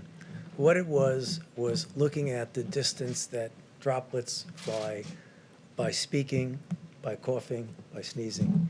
So if you go way back and go, achoo, and go like that, you might get 27 feet. But so when you see somebody do that, get out of the way. There are some people but that's not practical. I know people that can do That is not practical, John. I'm sorry, but I was disturbed by that report because that's misleading. That means that all of a sudden the 6-foot thing doesn't work. That is a very, very robust, vigorous achoo sneeze. That's what that is. And that's not what we're talking about. You want to keep going? One more, I have one more, sir. Go ahead. How about over? I've got a follow-up on the mask, sir, but first, you mentioned Franklin Graham earlier, Yes. talking to him. As you know, his father, Billy Graham, was a trusted spiritual advisor and friend to many presidents. A lot of your predecessors in times of national emergency reached out to pastors and other spiritual counselors. Have you done that during this national emergency? Well, I never say that, but Franklin Graham is somebody that's very special. I have many very special people, and very many special in the evangelical Christian community. You can talk rabbis, you can talk a lot of, I have tremendous support from religious leaders. And Franklin Graham, I just spoke to him today for an extended period of time. I told him what a fantastic job you're doing. And he does this. He loves doing it. He loves helping people. And he loves Jesus. That I can tell you. He loves Jesus. He's a great gentleman. Go ahead. On the masks, sir, on the masks, maybe for the doctors. The what? On the masks, is the reason why there's no CDC recommendation for the public to wear masks because they're meant to save and preserve the masks for the medical workers, or is it because the virus is not primarily transmitted through the air? So there was the CDC does have recommendations on their website about masks that came to the task force several weeks ago about if you're infected, wearing a mask to protect others. And if you can't, if you're working with someone who's sick and you have to be that worker in the household, because remember, we want people in the household being taken care of, that they should wear a mask. I know your question is broader than that, and it's just being considered by the task force now about whether that recommendation that already exists relevant to wearing masks should be altered in any way. So it's still under discussion. And just about masks, you can get a mask, but you can also most people have scarves, and scarves are very good, and they can use a scarf. And we're only talking about a limited period of time, but And it says in the recommendations you can substitute a scarf for a mask. So if people feel that, and I think, some people disagree with the mask for various reasons, and some people don't. But you can wear a scarf, you can do the masks if it makes you feel better. We have no objection to it, and some people recommend it. Let's go back Thank to you, the back. Mr. President. You people never get tired. Look at you. And there's still good questions, actually. Mr. President, again, I'm looking at the cases around the world in Latin America and the Middle East, and Yeah. still you don't want to impose a travel ban for these areas. In Brazil, for instance, the President Bolsonaro, he keeps on being very active with groups. Aren't you afraid that what we're doing here can be threatened? You mean by you what- people? You mean you people? Not here, but I mean the United States. I mean, you're pretty spread out already. I don't know if any more. But you I don't think understand we'll have press conferences anymore. But I understand what look, you look, understand what we're very careful. I'm very careful personally, and But the travel ban, I mean, aren't you afraid? we are looking at numerous countries as they get in a position. Brazil, as an example, you mentioned the president. Brazil had no problem until just a short time ago, and now they're starting to get inflamed. And yes, we are absolutely looking at a ban. There are two other countries you mentioned. Iran already has a ban. They had sort of an automatic ban. In addition to that, they have a ban. So we're looking at certain countries as they become hot. So, Mr. President, you're starting a new 30 days now. What are your plans? Are you going to stay in the White House? Are you going to travel at all, or you shelter I in doubt I'll place? leave. I wanted to go to the opening of the hospital in New York, and my people couldn't even believe it that I said it, but I did. I wanted to go. They didn't want me to do it. The Secret Service didn't want me to do it for reasons. I wanted to go to the boat sailing into New York Harbor, but the governor did a good job of that, and the mayor of New York. So, I'd love to go out, but now I'll be in the White House, and it's sort of like a nerve center, control center. And I think it's important, look, you see what happened with Boris Johnson, you see what happened with others. I think it's important that I remain healthy. I really do. So for the most part, we're staying here. I've canceled many different events, and we'll be staying here for the most part. Mr. President, Tom Frieden, the former director of the CDC, wrote an article the other day in which he said what's really needed here, and he understands the work that the task force is doing, is an incident commander to really take command of where everything is going and how things are being coordinated. We have Is it. that something that could be useful in this particular instance? We have it. His name is Pete Gaynor. He's the administrator of FEMA. And when the president signed the National Emergency Declaration, he stood up the National Response Center at FEMA. And now I can tell you that when the White House Coronavirus Task Force meets, I'm at one end of the table, and Pete Gaynor and the whole FEMA team are by video conference at the other end of the table. And that's where, whether it be the air bridge that's literally bringing in millions of medical supplies from around the world, the thoughtful deployment of those supplies to hospitals, particularly with regard to ventilators. We're working very closely. HHS is fully integrated at FEMA now, but because of the president's decision to stand up FEMA in the lead, we have a coronavirus task force at the White House that's bringing the president the very best health experts and recommendations from every agency. But all the implementation, as we tell governors literally every day, is happening through FEMA. It's going down to the states through FEMA, and state requests are coming up through regional administrators for FEMA and back to the White House for At the consideration. same time, we have 4,000 ventilators that are parked in a warehouse in No, New no, Jersey. you're wrong. No, but that was the case. We also have, Excuse me. we We moved them out. I They could have understand. had them a long time ago, but they didn't need them. But the question is, this happened. We also have people not knowing about the new Abbott testing facility, or testing system. If there were an incident commander who was in charge of all of that and getting the word out, would that be a useful John, thing? nobody knew about the new Abbott. It was just brought to life 2 weeks ago. They just came up with it. That's right. It was an invention that was just, so nobody knew about it. Nobody knew you could even do it. They did an incredible job. Their scientist came up with the idea a week and a half ago. I showed it to you yesterday in a box. I don't think you can do much better than that. If I may, Mr. President, I think your point's well taken. The Abbott Laboratories point of contact test was approved Friday. The President announced it in the Rose Garden on Sunday.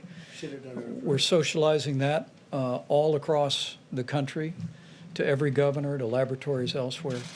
And I have to tell you, that this team that the President has assembled, the advisors on the White House Coronavirus Task Force, and then this team at FEMA, whether it be HHS Deputy Secretary Bob Kadlec, who's coordinating all supplies, whether it be Admiral Joie, who is literally working with every state on a county-by-county basis to deploy testing, is impressive. And I think it's given great encouragement to governors.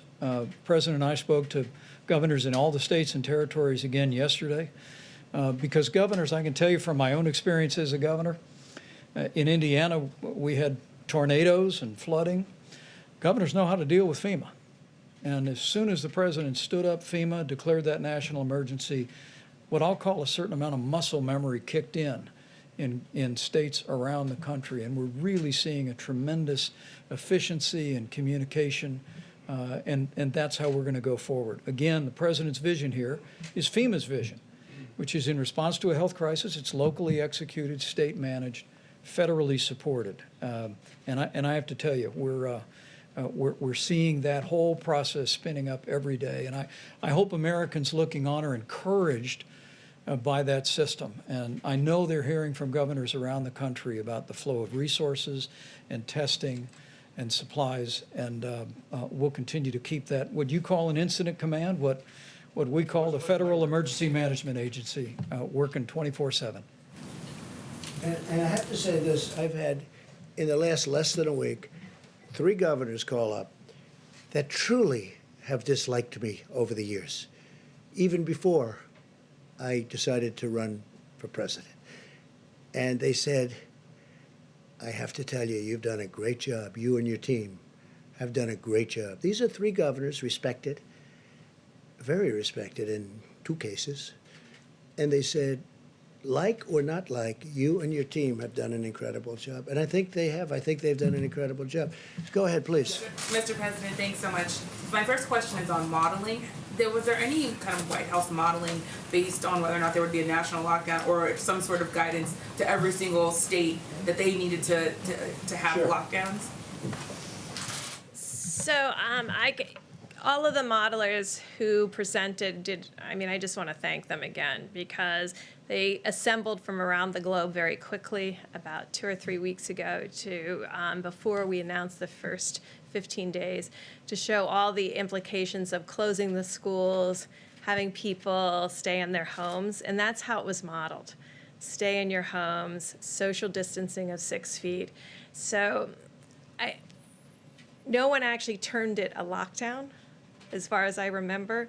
It was more about staying in your home. And I think the difference was, and these weren't in the models, and I think when you talk about could we have known something different, I think all of us, I was overseas when this happened in Africa, and I think when you looked at the China data originally and you said, oh, well, there's 80 million people or 20 million people in Wuhan and 80 million people in Hubei, and they come up with a number of 50,000, you start thinking of this more like SARS than you do this kind of global pandemic. I'll just be frank, that when I looked at it, I was like, oh, well, this is not, if as close as those quarters are, So I think the medical community interpreted the Chinese data as that this was serious, but smaller than anyone expected, because I think probably we were missing a significant amount of the data now that when we see what happened to Italy and we see what happened to Spain. And so what was modeled is not a lockdown. 2 countries did remove people from homes that were positive and put them in separate spaces. That also wasn't modeled, but it could be modeled. And so we could go back and ask the modelers about lockdown versus not lockdown, but what they modeled was people staying at home. I guess What I was asking is, for best case scenario, since it says best case scenario is 100,000 people, I know you're trying to get that number even lower, but is best case scenario every state basically having lockdown behavior, not maybe actual lockdowns, but basically everyone staying in their homes? So if that's true, why not tell every state to do that? It's everybody social distancing by 6 feet when they're outside. And that is probably absolutely the key more than anything else, is if you're never within 6 feet of any single individual, then you've controlled the virus. There are different methods to get you to that point. And I think what I've heard from our president and our vice president is they trust the American people to understand that they can be outside, take walks, be 6 feet away from anyone else, and be in their homes. And we trust them to do that without having to lock down. And then, Mr. President, a question on I ventilators. guess I just want to add, I think the one thing nobody really knew about this virus was how contagious it was. It's so incredibly contagious, and nobody knew that. This is like, I don't know that anybody's ever seen anything like this. Normally you'd have to get close and touch and this, a lot of things have to happen. This is just like, it's truly invisible and so contagious. And I don't think any doctor knew it at the time. I don't think anybody could have known it. People have not seen anything like this. Yeah, so A question about ventilators. You talked about the fact that you don't want to see states bidding against each other.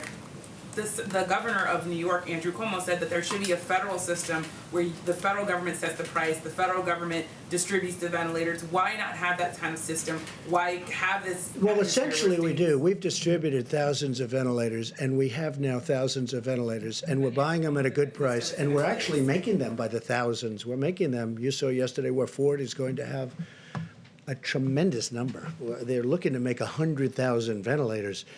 Ford has been great. General Electric Healthcare has been great. General Motors has come a long way, I have to be honest. They're working very hard. We're making thousands and thousands of ventilators. You know, at the end of this, and there will be, don't say I'm optimistic, because I don't want to, I wouldn't want to do that. But I am optimistic. I'm a very optimistic person. Let me tell you, we will have thousands of ventilators.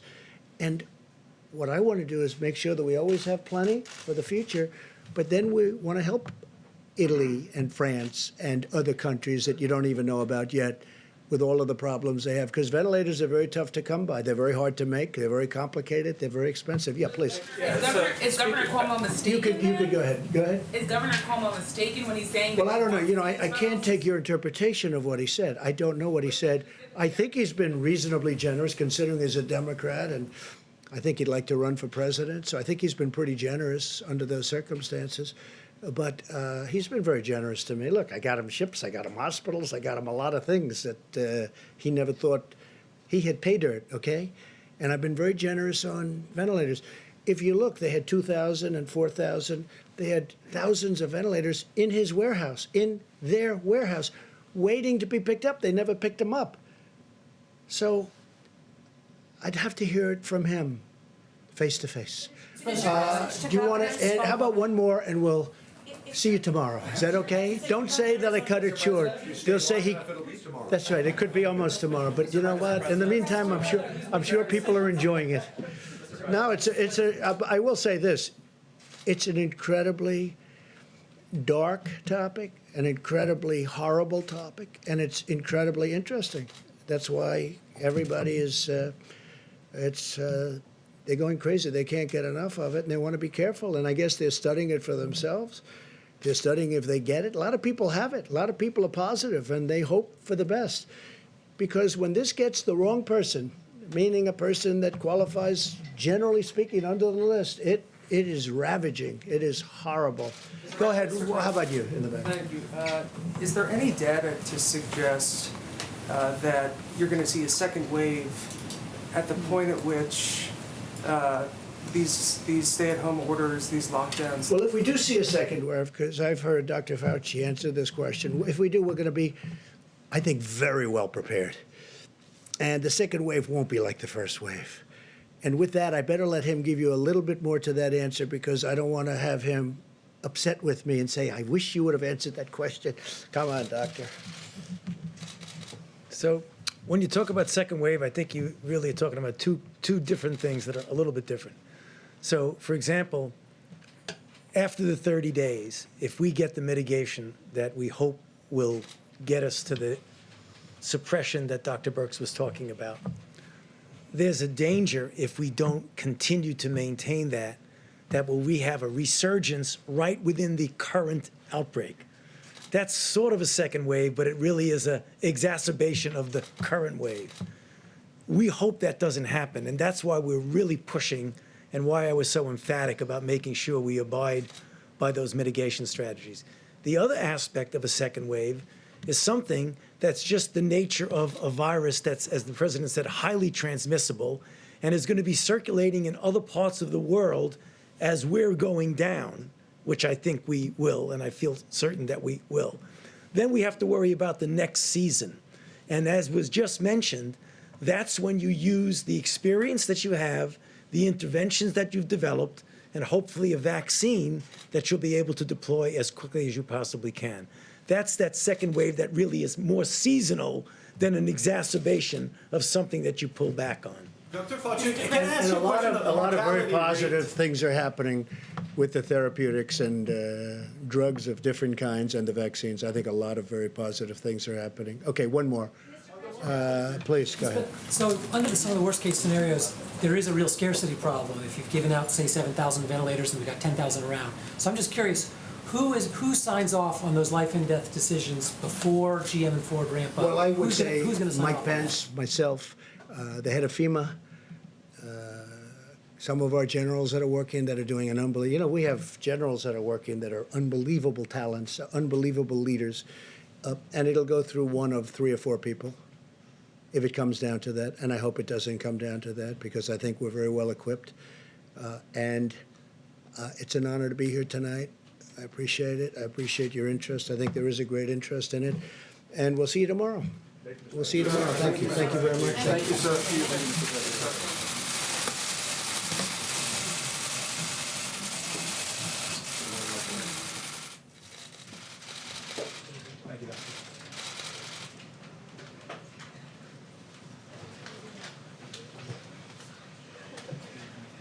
Outstanding, everyone.